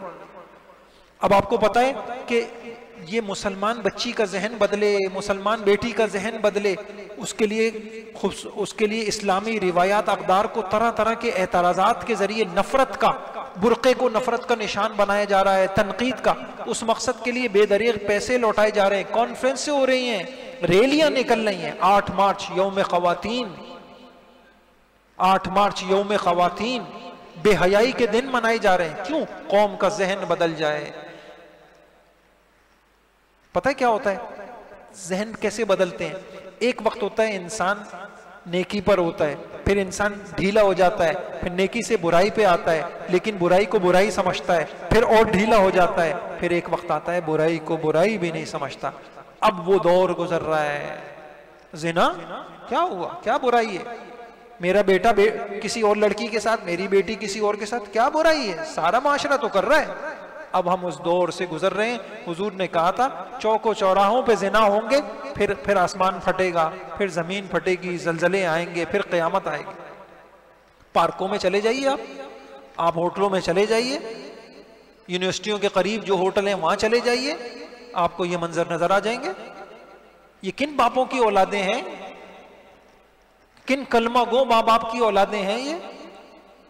اس لیے بھائیوں ادھر مسلمانوں کا حال یہ ہے، جدت اچھا میں یہ کہہ رہا، حالت یہاں تک پہنچ گئی کہ پاسبان خود چور بن گئے، جو رہبر تھے وہ رہزن بن گئے۔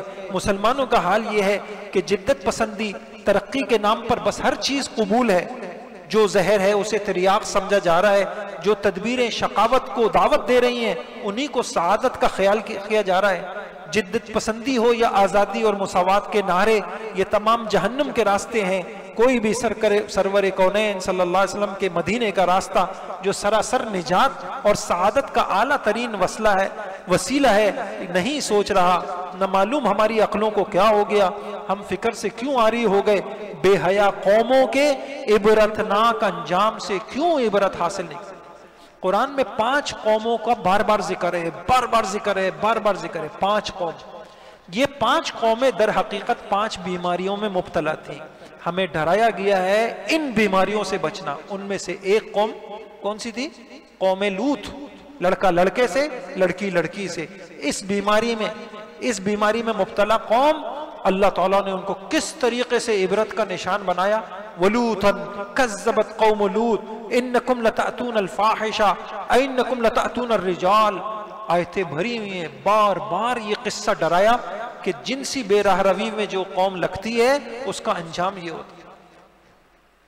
نہ معلوم بے حیا قوموں کے عبرتناک انجام سے ہم کیوں عبرتناک؟ آئے دن آسمان سے نازل ہونے والی طرح طرح کی مصیبتوں، آفتوں کو بے حیائی کا عذاب نہیں سمجھتے ہم۔ سیلاب آیا تھا، نہیں وہ اس وجہ سے آیا تھا۔ طوفان آیا تھا، وہ اس وجہ سے آیا تھا۔ میں نے پڑھا، ایک حضرت بن نوری رحمہ اللہ فرماتے تھے، میں نے غور کیا قومیں تباہ کب ہوتی ہیں تو پتہ چلا جب ان پر اللہ کی تنبیہات آتی ہیں لیکن اس کو وہ سائنس سمجھتی ہیں، اس کو روٹین کی چیز سمجھتی ہیں. یہ تو سب جگہ آتے ہیں، طوفان صرف یہاں تھوڑی آ رہا ہے، طوفان تو جاپان میں بھی آتا ہے، فلاں بھی آتا ہے. جب قوموں کی عقلیں اس حد تک مسخ ہو جائیں کہ وہ خدا کے کوڑوں کو بھی روٹین کی چیز سمجھنے لگ جائیں، پھر قوموں کو اللہ صفحہ ہستی سے مٹا دیتا. افسوس یہ ہے، اچھا یہ تو ایک ہے نا، افسوس تو یہ ہے جو اپنے آپ کو دیندار کہتے ہیں، جو مسجد میں صف اول میں نماز پڑھتے ہیں، ان گھرانوں میں بھی حیا کے تقاضے بے دردی سے پامال ہو رہے ہیں. کوئی اپنی اولاد کو سمجھانے والا، کوئی خاندان کو بے حیائی کی اس آگ سے بچانے والا نظر نہیں آ رہا. خدا را خواب غفلت سے بیدار ہوں، بے حیائی کی جو آگ لگ چکی ہے جلد سے جلد بجھانے کی کوشش کریں، ورنہ تمام قوم و ملک اس کے شعلوں کی نظر ہو جائے گا. افسوس تعجب سے کہنا پڑتا ہے، اگر کسی کے گھر میں آگ لگ جائے تو فوراً بجھانے کی تدبیریں کی جاتی ہیں، کوتاہی نہیں کرتا. لیکن دین اسلام کے گھر میں آگ لگی ہوئی ہے، پاکیزہ اقدار، حیا، پاک دامنی کی مقدس روایات کا صدیوں سے جمع کیا ہوا ذخیرہ وہ نظر آتش ہو رہا ہے، اس کے قریب ہے، اور ہم اطمینان سے بیٹھے ہوئے تماشائی بنے ہیں. اس وقت دین کی اہم ترین پکار یہ ہے، خدا کے لیے اٹھو، خواب غفلت سے بیدار ہو، سفینہ حیات کو حاصل مراد تک پہنچانے کی کوشش کرو. نیز یہ بات بھی پیش نظر رہے، اسلامی تہذیب کی دشمن طاقتیں اپنی تمام تر قوتوں کے ساتھ حملہ آور ہیں. نہایت تیزی سے سیلاب آ رہا ہے. امت کو بے حیائی سے بچانے کی کمزور اور ناتواں کوششیں کافی نہ ہوں گی. بے حیائی کا فساد ایٹم کی رفتار سے پھیل رہا ہے. ظاہر ہے کہ کیڑے مکوڑوں کی رفتار سے مقابلہ کیا گیا تو اصلاح کیسے ہوگی؟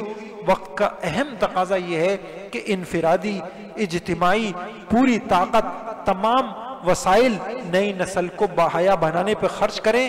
آج کی یہی نسل اگر کل حکمران ہو تو تمام وسائل نشر و اشاعت باحیا لوگوں کے ہاتھوں میں ہوں. میں نے غور کیا انسان کو دین کے کام میں کیا زیادہ کرنا چاہیے. 3-4 چیزیں مجھے ملیں. ایک چیز حیا بھی ہے، اور میں اپنے پاس سے نہیں عرض کر رہا. حضور صلی اللہ علیہ وسلم کی حدیث ہے، ان لکل دین خلقا وخلق الاسلام الحیا. ہر مذہب میں کسی دین کی کسی خاص بات پہ زور ہوتا ہے. میرے دین میں سارا زور حیا پر ہے. میرے دین میں سارا زور، میں نے پچھلے سالوں میں سنایا تھا، ورنہ اس مرتبہ میں نے نیا موضوع لے لیا، ورنہ اس وقت کا موضوع یہی ہے کہ امت کو کوئی آدمی یہ سمجھائے حیا کیسے. میں صرف سنتیں پڑھ دیتا ہوں اب آپ کے سامنے. آپ سب نے نیت کی نا انشاءاللہ اپنے آپ کو باحیا بنانا ہے، اپنی بیٹیوں کو، اپنی بہوؤں کو، اپنی اچھے دیندار گھرانے. اصل میں دیندار کیسے بنیں گے؟ اس میں میں نے الحمدللہ اسباب جمع کیے ہیں. وہ پوری میں کئی سال لگ گئے، سمجھ میں نہیں آتا تھا یا اللہ حیا امت کو سمجھائے کیسے. الحمدللہ میں کہتا ہوں، اگر ابھی میں ملتان ہو کے آیا، وہاں جماعت میں گیا، ایک مولوی صاحب کہنے لگے ہم اپنے گھر میں اس کی تعلیم کراتے ہیں. ایسا نہیں ہے کہ امت بانجھ ہو گئی ہے، الحمدللہ. اور کوئی بتائے تو صحیح، زندگی میں ایک مرتبہ تو حیا کے تقاضے بتا دیں، ایک مرتبہ تو بتا دیں، ایک مرتبہ تو پورے قرآن کی جو حیا کی تعلیمات ہے، پورے قرآن کی تعلیمات، ساری حدیثوں کی تعلیمات، فقہ کی تعلیمات الحمدللہ جمع کر دی. اور اگر آپ کے پاس اتنا بھی وقت نہیں ہے تو ابھی میں ایک نشست میں آپ کو اس کا خلاصہ سنا دیتا ہوں. گھر کا نظم کیا ہو، فرد اپنے آپ کو باحیا کیسا بنائے، جن کو اختیار اللہ پاک نے دیے ہیں وہ کیا کریں، پورا نظم اس کے اندر ہے. میں صرف آپ کے سامنے چند سنتیں بیان کروں گا، چونکہ سنت سے بات چلی تھی نا. اللہ مجھے بھی توفیق عطا فرمائے، میرے لیے بھی آسان کرے، ہماری نسلوں کے لیے آسان کر دے. بس جو اس دور میں اپنی اولادوں کو باحیا بنا لے، بے حیائی سے بچا لے، بس آپ سمجھیں وہ اتنی بڑی تعلیم دے گیا، اتنی بڑی تعلیم دے گیا کہ اس سے زیادہ تعلیم یافتہ کوئی نسل نہیں ہے. اچھا جی، یہ دیکھیں باحیا بنانے والی 46 سنتیں، بس 46. یہ 46 سنتیں پورے 30 پاروں کا سب اور حدیث کی کتابوں کا نچوڑ ہے. آنکھوں کی حیا اور 10 سنتیں. ہماری آنکھیں باحیا بنے اس کے لیے ہم نے کتنے کام کرنے، کتنی سنتوں پہ چلنا ہے؟ 10 سنت. اچھا میں نے اپنے پاس ایک حدیث کا حوالہ ہے، آیتوں کا حوالہ ہے، نمبر ہے. مثلا سنت نمبر 1 بتا دوں یہ آپ کو نا، نہ محرم کو ان کی تصویروں کو نہیں دیکھنا، نہ براہ راست نہ بذریعہ اسکرین، یہ ایک سنت ہے۔ سورہ نور، بخاری، مسلم، ترمذی، ابو داؤد، یہ سارے حوالے، یہ سنت۔ اچھا یہ دہرا لیں گے آپ لوگ جلدی جلدی، اچھا ذہن میں رکھیے گا آپ۔ نمبر 2، کتنا ہمارا دین عجیب ہے، بلا ضرورت اپنے سطر کو بھی نہیں دیکھنا۔ اللہ اکبر، جس دین میں اتنی حیا تھی۔ آپ کو قرآن کی آیتیں ملیں گی، صحابہ بیت الخلاء میں جاتے تھے نا تو وہ، یعنی ہمارے ہاں تو سنت طریقہ یہ ہے کہ شلوار بھی آدمی اتارے تو نیچے جھکتا جھکتا اتارے، بلا عذر، بوقت ضرورت بھی بقدر ضرورت دیکھنے کی گنجائش ہے، جیسے مخطوبہ جس سے پیغام نکاح دیا ہے اس کو دیکھنا ہے، یا ڈاکٹر کا مریض کو دیکھنا ہے۔ کیا حال ہے اسپتالوں میں، اللہ کی پناہ، ہم سے خود ڈاکٹر جو بات بتاتے ہیں میں یہاں بیٹھ کے نہیں بتا سکتا۔ ولادت کے موقع پر کیا حالات ہیں، اور امت کے وہ گھرانے جن کی باپردہ خواتین کے چہرے بھی کسی نے نہیں دیکھے ہوتے ہیں، اس دن بے لباس ہو کے بے حیا لوگ سیلفیاں بھی بنا رہے ہوتے ہیں۔ میں نے اپنی کتاب میں وہ واقعات بھی لکھے۔ ازدواجی تعلق کے وقت بھی ایک دوسرے کے سطر کو دیکھنا پسندیدہ نہیں ہے۔ اللہ اکبر، کیا دین تھا، میں کیا بولوں آپ کو۔ اللہ میرے حال پہ بھی رحم فرمائے، آپ کے حال پہ بھی رحم فرمائے۔ شادیاں ہوتی ہیں تو یہ چیز بھی سیکھتے ہیں گندی فلموں سے۔ ایک مرتبہ ایک آدمی زندگی میں آیا تھا، میں وہاں بیٹھا ہوا تھا، کہ ازدواجی تعلق کی سنتیں کیا ہیں۔ میں نے کہا بھائی ماشاءاللہ، پہلی سنت یہ ہے کہ ہم جانور نہیں ہیں، ہم جانور نہیں ہیں، ہم انسان ہیں، اور دوسرا یہ کہ ہم مسلمان ہیں، اللہ نے ہمیں جانور نہیں بنایا ہے۔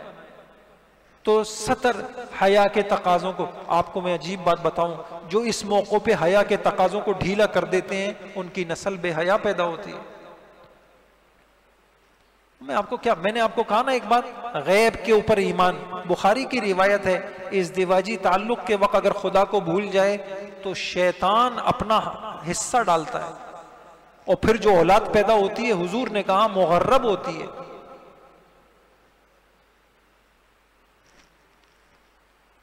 یہ پورا ایک غیبی نظام ہے، اس کو سیکھنا ہے، تو اس کا اہتمام۔ پھر جہاں سنت نمبر 5، جہاں بد نظری کے امکان، میری ایک گزارش ہے یار، کوئی یہ اس کتاب کی اگر آپ کو ہمت نہیں ہے خریدنے کی تو یہ ایک چھوٹا سا رسالہ ہے میرا، اس میں نے یہ سنتیں جمع کر دیں۔ یہ سنتیں تو سارے اعتکاف والے خرید لیں، کر لیں گے یار، ہم کتنے ہیں، یہ اصل تو یہ کتاب ہے، اس کے اندر تو یہ ہے، یہ خرید لیں۔ میں آپ کو سچ بتا رہا ہوں کہ اگر سونے کے وزن میں بھی آپ کو یہ مل جائے نا تو آپ خرید لیں۔ اس وقت کوئی نہیں کہہ سکتا کہ ہم اس سے مستغنی ہیں۔ میں نے تقی عثمانی صاحب کو بھی بھجوائی یہ کتاب، آپ پڑھیں تو صحیح، آپ کو زندگی میں ایک مرتبہ تو سامنے آ جائے کہ کرنا کیا تھا، ہم نے کیا کیا۔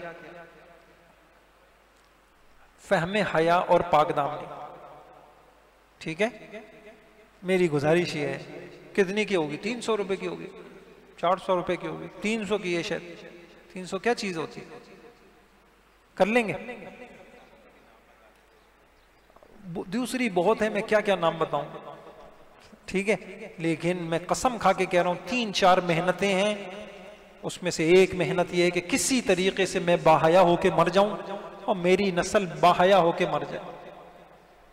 ایک مرتبہ زندگی میں ایک باپ اپنی بیٹی کو سنا دے، ایک مرتبہ زندگی میں، رو سکتا ہے تو رو لے، پیر پکڑ سکتا ہے تو پیر پکڑ لے، بیٹی اللہ کے واسطے، بیٹے اللہ کے واسطے۔ اپنے بوڑھے باپ کو رسوا نہ کرنا قبر کے اندر، اپنے بوڑھے باپ کو آخرت میں حضور کے سامنے رسوا نہ کرنا، ایک مرتبہ۔ دین کوئی ایسا تھوڑی ہے بھائی، جب مرض ہوگا تو اسی کی دوا ہوگی نا۔ ہم کہنے بس کوئی اجمال سے ہی سارے کام حل ہو جائیں گے، اجمال سے نہیں، اجمال سے حل ہوتے تو قرآن نے 30 پارے کیوں بیان کیے؟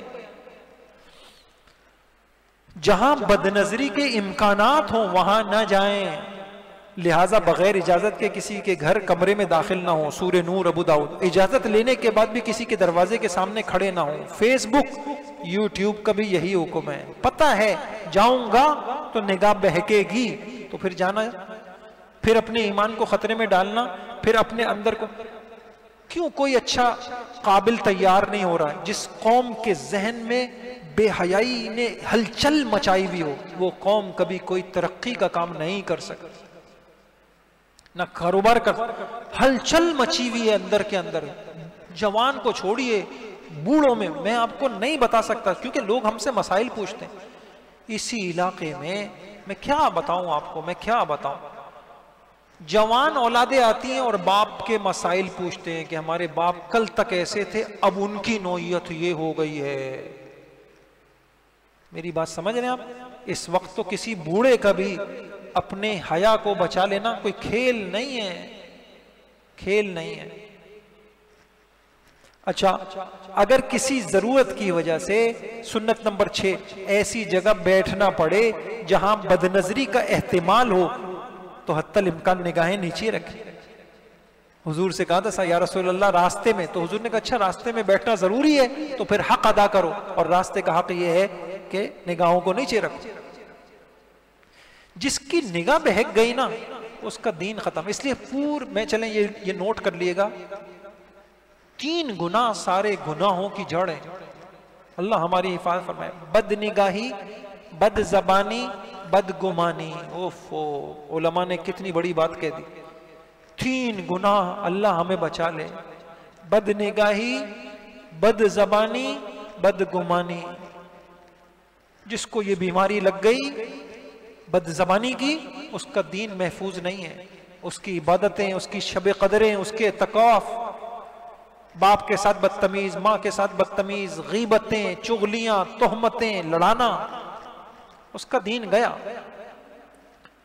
اچھا، نمبر 7، اگر اچانک غیر ارادی طور پر نامحرم پر نظر پڑ جائے تو فوراً ہٹا لیں، دوبارہ نہ ڈالیں۔ سنت نمبر 8، اگر کسی نامحرم پر نظر پڑ جانے سے دل میں گندا جذبہ پیدا ہو تو اگر شادی شدہ ہو تو بیوی سے جا کے خواہش پوری کر لے۔ یہ حضور نے طریقہ بتایا۔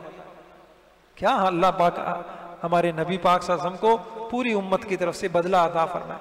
سنت نمبر 9، عشق و محبت والے ناول، افسانے، کہانیاں بھی نہ دیکھے نہ پڑھے۔ دل کو بچانا آسان نہیں ہے۔ سنت نمبر 10، آنکھوں کی اشارے بازی سے بھی بچے۔ یعلم خائنۃ الاعین، اللہ کہہ رہے ہیں تمہاری آنکھوں کے اشاروں کو بھی میں پہچانتا ہوں۔ یہ 10 سنتیں ہیں، ان 10 سنتوں پر ہم آئیں گے، اپنی آنکھوں میں لائیں گے، اپنی اولادوں کو بتائیں گے۔ نوٹ کریں، میری اولادوں کی نگاہیں بہک تو نہیں رہیں، آنکھوں کی بے نوری بھی نظر آتی ہے۔ راتوں کو اٹھیں، دعائیں کریں، اللہ والوں کی صحبتوں میں لے جائیں، ان کو سنائیں، ان کو بتائیں، ان کو انجام بتائیں کہ بیٹا پھر کچھ بھی نہیں بچے گا، اسی راستے سے تو اندر جاتا ہے۔ اچھا، اب آ جائیں زبان کی حیا۔ 7 سنتیں ہیں، صرف پورے قرآن حدیث کا نچوڑ بتا رہا ہوں۔ نامحرم سے سلام کلام بات چیت نہ کریں۔ اب اگر میں صرف اسی پہ بات کروں تو مجھے 1 گھنٹہ چاہیے۔ بد نظری اتنی خطرناک نہیں ہے جتنا نامحرم سے رابطہ خطرناک ہے۔ اور کیسی حضور کی تعلیم تھی میں آپ کو بتاؤں، میں نے جمع کیا حدیثوں سے، اللہ اکبر، آپ حیران رہیں گے۔ واقعہ افک سنا ہے آپ لوگوں نے؟ حضرت عائشہ رضی اللہ عنہ پہ جو تہمت لگی تھی، حدیث میں، بخاری میں، کتابوں میں یہ واقعہ سنا ہے؟ کس کس نے سنا ہے؟ ہار والا واقعہ سنا ہے؟ ماشاءاللہ۔ اب عجیب بات اس واقعے کی بتاؤں، جب قافلہ آگے نکل گیا، حضرت عائشہ رضی اللہ ہار ڈھونڈ رہی تھیں، وہ آئیں، اور آنے کے بعد وہ کہنے لگی، سمجھداری کا کام کیا کہ میں اسی جگہ بیٹھ گئی جہاں سے قافلہ روانہ ہوا تھا، تاکہ اگر تلاش کریں تو یہیں آ جائیں۔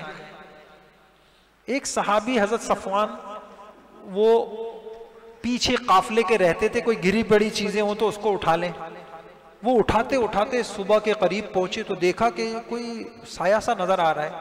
قریب آئے تو پردے سے پہلے حضرت عائشہ رضی اللہ عنہ کو دیکھ چکے تھے، پہچان گئے، تو فوراً کیا بولا؟ نہ ہاتھ لگایا نہ کچھ بولا، انا للہ و انا الیہ راجعون۔ کیا پیاری تربیتیں تھی. سنیے گا میری بات.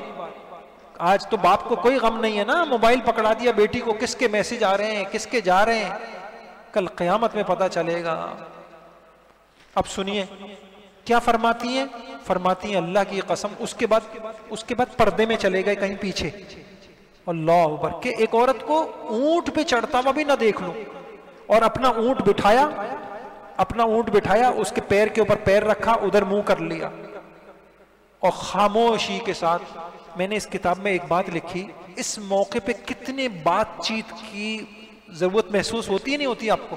کیا ہو گیا, آپ پیچھے کیسے رہ گئیں, قافلہ کیسے نکل گیا, آپ کب سے یہاں ہیں, کتنا موقع تھا نا یہ بات کا. کہتی ہیں اللہ کی قسم سوائے انا للہ کے پورے راستے ایک لفظ مجھ سے بات نہیں کی. یہ بات ہی سے تو باتیں بگڑتی ہیں. علماء نے عجیب نکتہ لکھا ہے, کسی نبی نے یہ تمنا نہیں ظاہر کی کہ اللہ آپ کو دیکھنا چاہتا ہوں, سوائے ایک نبی نے. کون سے نبی؟ کیوں یہ باتیں کرتے تھے اللہ سے؟ کلیم اللہ تھے نا, کہ یہ اللہ سے کیا کرتے تھے, جس سے بات ہوگی تو پھر بات سے بات بڑھے گی. اب دیکھنا بھی چاہتا ہوں, اب ملنا بھی چاہتا ہوں. جن کے رابطے ہیں نامحرموں سے, ان کا دین محفوظ نہیں ہے, ان کی آخرت محفوظ نہیں ہے, وہ اللہ کو نہیں پا سکتے.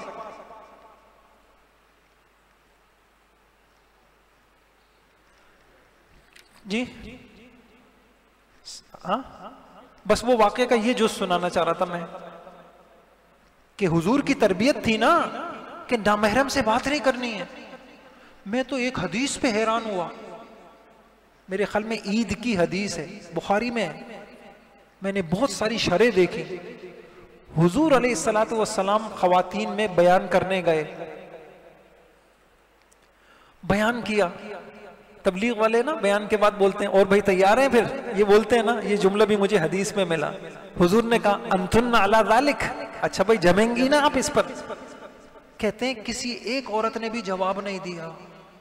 اللہ اکبر, وہاں تربیت ہوئی تھی کہ نامحرم سے بات نہیں کرنی.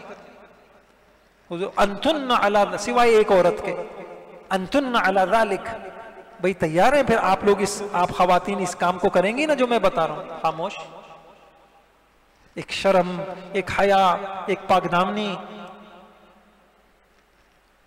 تو فطرت سے جنگ نہ لڑیں بھائی, کوئی ڈگری وگری پکڑانے کی ضرورت نہیں ہے. حیا کی ڈگریاں پکڑا دیں اپنی اولادوں کو, ایمان کی ڈگری پکڑا دیں, اللہ کے تعلق کی ڈگریاں پکڑا دیں.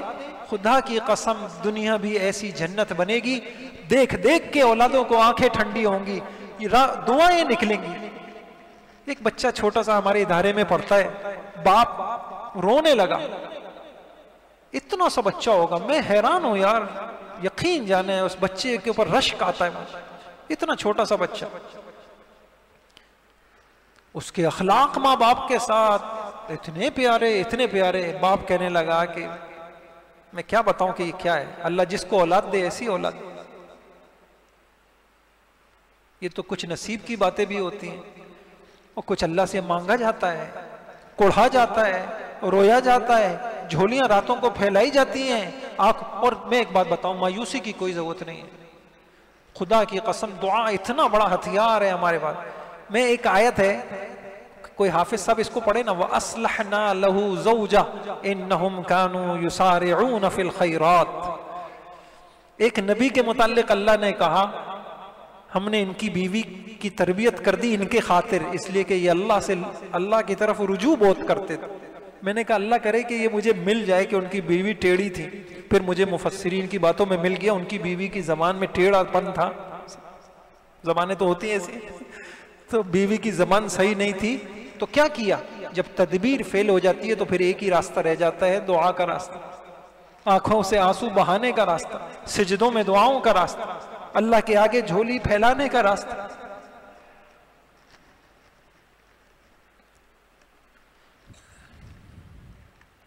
تو نامحرم سے سلام کلام, اپنے آپ کو بچانا, اپنی اولادوں کو بچانا, اپنے گھر کے ماحول کو پاکیزہ بنانا, اس میں جو رکاوٹیں آئیں اللہ سے مانگنا, علماء سے مشورے میں رہنا, رابطے میں رہنا, اللہ والوں سے دعائیں کرانا, اللہ نے 99 قتل کرنے والے کی کوشش کو دیکھا تھا نا، ٹھیک ہے اس سے غلطی ہوئی ہے لیکن کوشش میں لگ گیا، بس کوشش میں نقص نہ ہو۔ ہماری نیندیں اڑ جانی چاہیے اگر راستوں سے ہٹ گئی ہیں اولادیں، پھر ہمیں نہیں سونا چاہیے رات کو، پھر ہماری رات مصلے پہ ہونی چاہیے۔ تو اللہ کہیں گے کہ ہاں حق ادا کیا ہے، اے اللہ بس غلطی ہو گئی۔ اس لیے میں حیران ہوتا ہوں، اولاد کی تربیت کی دعا میں توبہ ہے، رب اصلح لی فی ذریتی انی تبت الیک وانی من المسلمین۔ اے اللہ میں توبہ کرتا ہوں، مجھ سے کوتاہی ہوئی ہے، میری اولاد کو صحیح کر دے۔ رب اصلح لی فی ذریتی انی تبت الیک وانی من، اس دعا کو لے لے۔ مردوں خواتین نامحرموں سے ضرورت کی بات کرتے ہوئے بھی جان بوجھ کے اپنے لہجے میں نزاکت، رس بھری آواز کو، رس بھری آواز یعنی عجیب، ماں کے ساتھ بچی کی ٹون الگ ہے، ماں کے ساتھ بات کرنے کا لہجہ الگ ہے اور دوستوں کے ساتھ بات کرنے کا لہجہ الگ ہے۔ وہاں اپنی آوازوں میں رس گھولا جا رہا ہے، ہر چیز سے اپنے آپ کو اپنی طرف مائل کرنے کی کوشش ہو رہی ہے، ورنہ بات کرنے بد اخلاقی کے بغیر پھیکے انداز میں بات کرنی چاہیے۔ اللہ، فون کون اٹھا رہا ہے، دروازے پہ کون آئے؟ میں نے پڑھا کہیں ترکی کے جب اچھا دور تھا ترکی میں، دروازے پہ 2 قسم کے کنڈے ہوتے تھے، مرد آئے گا تو یہ والا کھٹکھٹائے گا تاکہ اندر پتہ چل جائے، پھر عورتیں نہیں پوچھیں گی کہ کون، عورتیں آئیں گی تو یہ والا کھٹکھٹائیں گی۔ اچھے وقتوں میں ہم مسلمانوں کی روایات ہوتی تھیں، اقدار ہوتے تھے۔ مردوں کو بھی چاہیے کہ خواتین کی مجلس میں اپنی آواز کے ذریعے انہیں اپنی طرف مائل نہ کریں۔ میں تو حیران ہوا، قرآن بھی اور نعتیں بھی عورتوں کی محفل میں اس انداز سے پڑھنا کہ میری آواز سے، مجھے بخاری میں روایت ملی کہ ایک آدمی قرآن کے ذریعے سے بھی فجور کرتا ہے۔ اور قرآن کے ذریعے سے فجور کیا ہے کہ خواتین کی محفل میں لہک لہک کے نعتیں پڑھ رہا ہے۔ جس طریقے سے مرد کے اندر کشش ہے اور کہ وہ عورت کی آواز کی طرف مائل ہوتا ہے، تو عورت میں بھی یہ کشش رکھی ہے کہ آواز کی طرف، یہ تو دل کا معاملہ ہے، اللہ دلوں کو دیکھ رہے ہیں کہ اس کے دل میں کیا ہے۔ پھر سنت نمبر 4، یہ میں زبان کی بتا رہا ہوں، فحش، بیہودہ مذاق سے، حرام بوس و کنار سے اجتناب کرنا۔ سنت نمبر 5، اپنے دائرہ اختیار میں حیا پاک دامنی، حیا کے شرعی تقاضوں کی دعوت دیتے رہیں، یہاں تک کہ اس حد تک اصلاح تربیت ہو جائے کہ یا تو وہ طبعاً بے حیائی سے نفرت کرے، اسے گناہ سمجھیں، ان کا ضمیر انہیں بے حیائی سے باز رکھے۔ نمبر 6، ماتحتوں میں اگر کوئی کام خلاف حیا محسوس کریں تو شدید حدود میں رہتے ہوئے غیرت، حمیت کا مظاہرہ کریں، سخت نوٹس لیں، ہرگز خاموش نہ رہیں۔ میں حضور کی غیرت پچھلے سالوں میں نے یہاں سنائی تھی، حضور علیہ السلام کتنے غیرت والے تھے۔ بیٹی ایک مرتبہ باہر نکلی ہے، فاطمہ کہاں سے آ رہی؟ تم شاید بقی گئی تھی، قبرستان، حالانکہ قبرستان بازار نہیں، یونیورسٹی نہیں، تم شاید بقی گئی تھی۔ نہیں یا رسول اللہ، میں تو آپ سے سن چکی ہوں، میں کیسے، اگر تم گئی ہوتی تو حضور کی یہ بھی تو سنت ہے۔ حضرت عائشہ رضی اللہ عنہ پہ ایک مرتبہ ایک مرد کو دیکھ لیا ہے، آپ کے چہرے کا رنگ بدل گیا۔ کون ہے عائشہ؟ یا رسول اللہ یہ میرے رضاعی بھائی ہیں۔ اچھا ٹھیک، دیکھا کرو کون آ رہا ہے گھر میں۔ ایک مرتبہ آپ کی ازواج مطہرات، نابینا صحابی وہ موجود ہے محفل میں، تو حضور نے کہا پردہ کرو۔ یا رسول اللہ یہ تو نابینا ہے۔ کہا تم تو نابینا نہیں ہو، تم تو دیکھ رہی ہو نا ان کو۔ ہم سمجھ رہے ہیں کہ بس حضور صلی اللہ علیہ وسلم نے پورا دین، بھائی پورا دین دیا ہے، اقدار دیے ہیں ہمیں، روایات دیے ہیں ہمیں، ہم غیرت والے لوگ ہوتے ہیں۔ جب سے ماں باپ میں غیرت نکلی ہے، شوہروں میں غیرت نکلی ہے، کون دیکھ رہا ہے میری بیوی کو؟ اسی علاقے میں ایک واقعہ ہوا، مجھے اسی علاقے میں ایک عجیب سا لباس پہن کے ایک خاتون ایک اپنے شوہر کے ساتھ جا رہی ہیں، تو جو اس بلڈنگ کا وہ تھا چوکیدار، وہ گھور رہا ہے، تو تھوڑی سی غیرت آ گئی، کیا دیکھ رہا ہے؟ کیا وہی دیکھ رہا ہوں جو دکھا رہی ہے. یہ اسی علاقے کے اندر مجھے کسی نے بتایا واقعہ کا، وہی دیکھ رہا ہوں جو دکھا رہی ہے. کوئی غیرت نہیں آ رہی، بیٹی کو لے کے جا رہا ہوں، کتنی ناپاک یہ جو بیماریاں ہیں نا طرح طرح کی، آپ کا کیا خیال ہے ان آنکھوں سے کچھ نہیں ہوتا؟ علماء نے یہاں تک لکھا ہے آپ پھل لینے جائیں تو جو پھل اوپر رکھا ہو وہ نہ لیا کریں، کیونکہ حسرت بری نگاہوں کے اثرات ہوتے ہیں ان پھلوں پر. پہلے زمانے میں بتائیں گے بھائی، یہ بڑے بتائیں گے، پہلے زمانے میں لوگ پھل ول بھی خرید کے لاتے تھے، کون سے تھیلے میں لاتے تھے؟ کپڑے کے تھیلے میں لاتے ہیں. ہمارے بڑوں کے پاس تہذیب تھی، ان کے پاس سمجھ بوجھ تھی، ان کے پاس اللہ تھے، ان کے پاس اللہ کے رسول کی کتابیں تھیں، ان کو جینے کے ڈھنگ آتے تھے. آج تو دادا کو بھی کچھ نہیں پتا، نانا کو بھی کچھ نہیں پتا. آپ کا کیا خیال ہے پھل کیوں؟ یہ نگاہ، اوفو، یہ جتنی بڑی بڑی بیماریاں ہیں، بعضوں کی علماء نے لکھا ہے کہ اس میں سے اکثر یہ بڑے بڑے کینسر یہ نگاہوں، علماء کے اثر ہو جاتا ہے، زبانیں بند ہو جاتی ہیں. یہ نگاہیں اتنی خطرناک ہیں. آپ کا کیا خیال ہے ایک عورت جب گھر سے نکلتی ہوگی، میری بیٹی اور میری بہو اور میری بیوی، اور 1000 گندی نگاہیں اس کو دیکھتی ہوں گی، تو اس کے اوپر کیا بچتا ہوگا؟ کیا بچتا ہوگا اس کی زندگی میں؟ اس لیے بھائیوں، حیا کے تقاضے، غیرت. کیسے حضور ایک مرتبہ حضور نے دیکھا ایک ہیجڑا تھا، حالانکہ ہیجڑا کو تو لوگ سمجھتے ہیں اس کو تو عورت کی رغبت نہیں ہے. اس ہیجڑے نے ایک کمزور بات کہہ دی، بےہودہ قسم کی. حضور نے ام سلمہ کو کہا آئندہ یہ یہاں نہ آئے گھروں کے اندر. ہماری بچیاں تو موبائل کے ذریعے سے، فلاں کے ذریعے سے، کیا میں بات.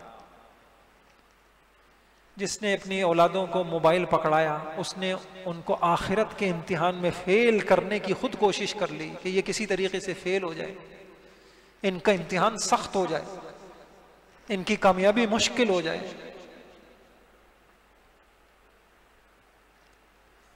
یہ شروع کی تربیت ہوتی ہے. آپ جیسا عادی بنا دیں،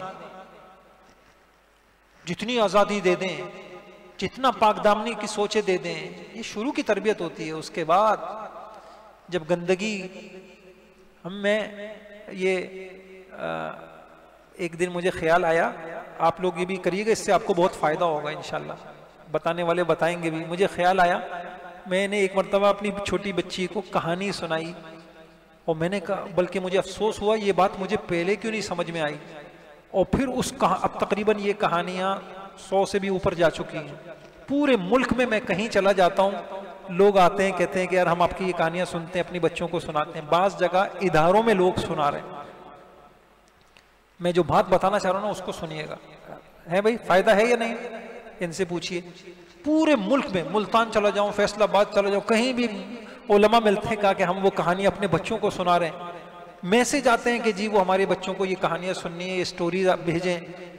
اس میں بہت تربیت ہے، کیونکہ تربیت کے لیے یہ علم بھی تو چاہیے نا، ہم کیسے ان کو سن.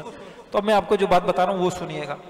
بعض لوگ کہتے ہیں کہ یار ہم اپنے بچوں کو ہم چاہتے ہیں کہ ہمارے بچے یہ سنیں، وہ موٹو پتلو دیکھنے چلے جاتے ہیں، ہم چاہتے ہیں وہ کارٹون. میں نے کہا معاملہ تھوڑا آگے بڑھ گیا ہے. آپ نے ان کو حرکت والی اسکرین کا عادی بنا دیا ہے. اب ان کے پاس لذت نہیں ہے.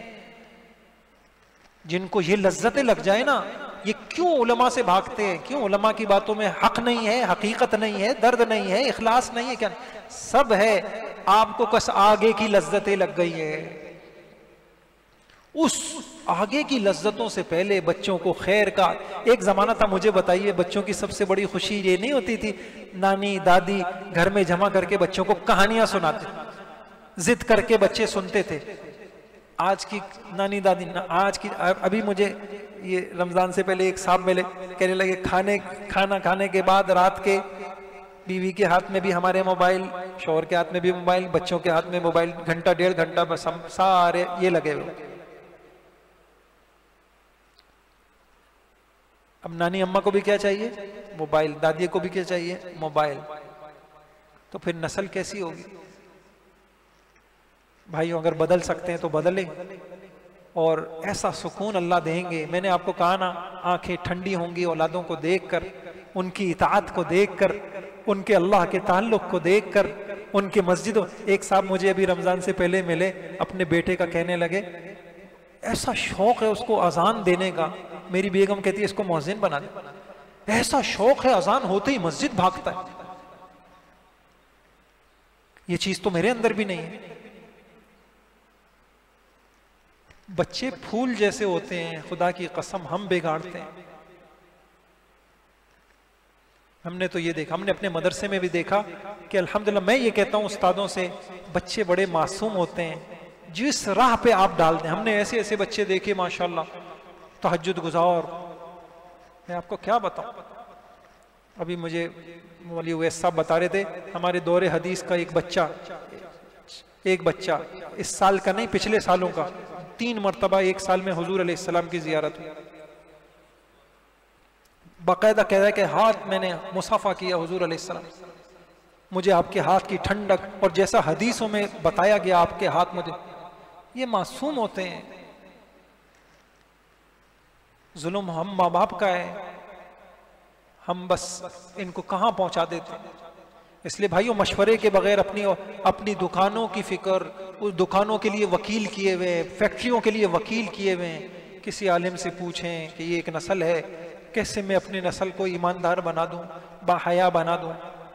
آخری بات بتا دیتا ہوں, روزانہ اہتمام سے رو رو کر اوقات قبولیت میں یہ دعا مانگے, اے اللہ میں حیا کے تقاضوں کے مطابق عمل کرنا چاہتا ہوں, بار بار کوشش بھی کرتا ہوں, پھر بھی غلطی ہو جاتی ہے, میں کمزور ہوں, آپ کی توفیق کے بغیر میرا بے حیائی سے بچنا مشکل ہے, آپ میری مدد فرمائیں. بہت بڑی بات بتا رہا ہوں میں, اس کو تو دہرا لیں ہم سب. اے اللہ میں حیا کے تقاضوں کے مطابق عمل کرنا چاہتا ہوں, زور سے بولیے, میں بار بار کوشش بھی کرتا ہوں, پھر بھی غلطی ہو جاتی ہے, میں کمزور ہوں, آپ کی توفیق کے بغیر میرا بے حیائی سے بچنا مشکل ہے, آپ میری مدد فرما دیں. اس کو دہرا لیں نظر اس دعا کو, یہ اتنی بڑی دعا ہے. انشاءاللہ آپ اس دعا کے اثرات دیکھیں گے. اس دعا کو دہرا لیں دو. حیا کے تقاضے کے مطابق عمل کرنا چاہتا ہوں, کوشش کرتا ہوں, غلطی ہو جاتی ہے, کمزور ہوں, توفیق دے, بچا لے, مدد کر دے. آپ بعد میں لکھ لیے گا, ابھی دہرا لینا, سین ایسے سنانے سے یاد ہوگی. ہاں سنانے سے یاد ہو جائے گی, سنانے سے یاد ہو جائے. آج افطاری میں, سحری میں, فرضوں کے بعد یہ اس دعا کو مانگیں.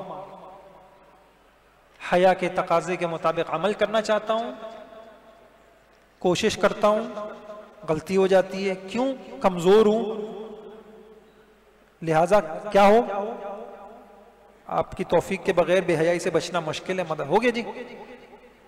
اور اگر کسی کو یہ دعا یاد ہے, یہ ترمذی, ابن ماجہ, مسلم میں باحیا بنانے والی دعا حدیث میں, اللہم انی اسألک الہدی والتقی والعفاف والغنی. عفاف یہ آگے, اے اللہ پاک نام, اللہم انی اسألک الہدی. اپنے بچوں کو یاد کرائیں گے بھئی, یہ دعا کون یاد کرائے گا اپنے بچوں کو؟ ٹھیک ہے انشاءاللہ اپنے بچوں کو یہ دعا یاد کرائیں. مجھ سے کچھ دعائیں لیے گا. بچوں کو کیا دعائیں, ہدایت کی, جامع, مغفرت کی کچھ دعائیں. جب بچے وہ دعائیں پکی کر لیں پھر کچھ دعائیں. ہمارے بچوں کو مانگنا نہیں آتا, بچوں کو کیا کسی کو بھی نہیں آتا, تو بچوں کے لیے بھی مانگے, بچوں کو بھی دعاؤں پہ لگا دیں, پھر صحبتیں بھی اچھی کریں, مشورے بھی کریں, تب جا کے شاید کچھ دال دلیا ہو جائے. یہ عربی میں اللہم انی اسألک الہدی والتقی. اچھا اس کو ہم پڑھ لیں, کیا خیال ہے؟ چلیں, سنت سے بات چلی تھی تو یہ بھی سنتیں ہیں بھائی, جس کو ہم نے کڑوا سمجھ کے کیا کر دیا ہے, اور پوری نظام انہی سنتوں سے بننا تھا, یہ نظام بگڑ گیا. اللہ تعالیٰ, بہت وقت ہو گیا, اللہ تعالیٰ ہم سب کو توفیق عطا فرمائے, حضرت محمد صلی اللہ علیہ وسلم کی اتباع سنت کی توفیق عطا فرمائے, اور اللہ تعالیٰ ہمیں پاکیزہ زندگی نصیب فرمائے, ہماری نسلوں کو نصیب فرمائے. اللہ ہمارے حال پہ رحم فرمائے, اچھی صحبتیں ہمیں ہماری نسلوں کو نصیب فرمائے, بری صحبتوں سے حفاظت فرمائے. آمین برحمتہ.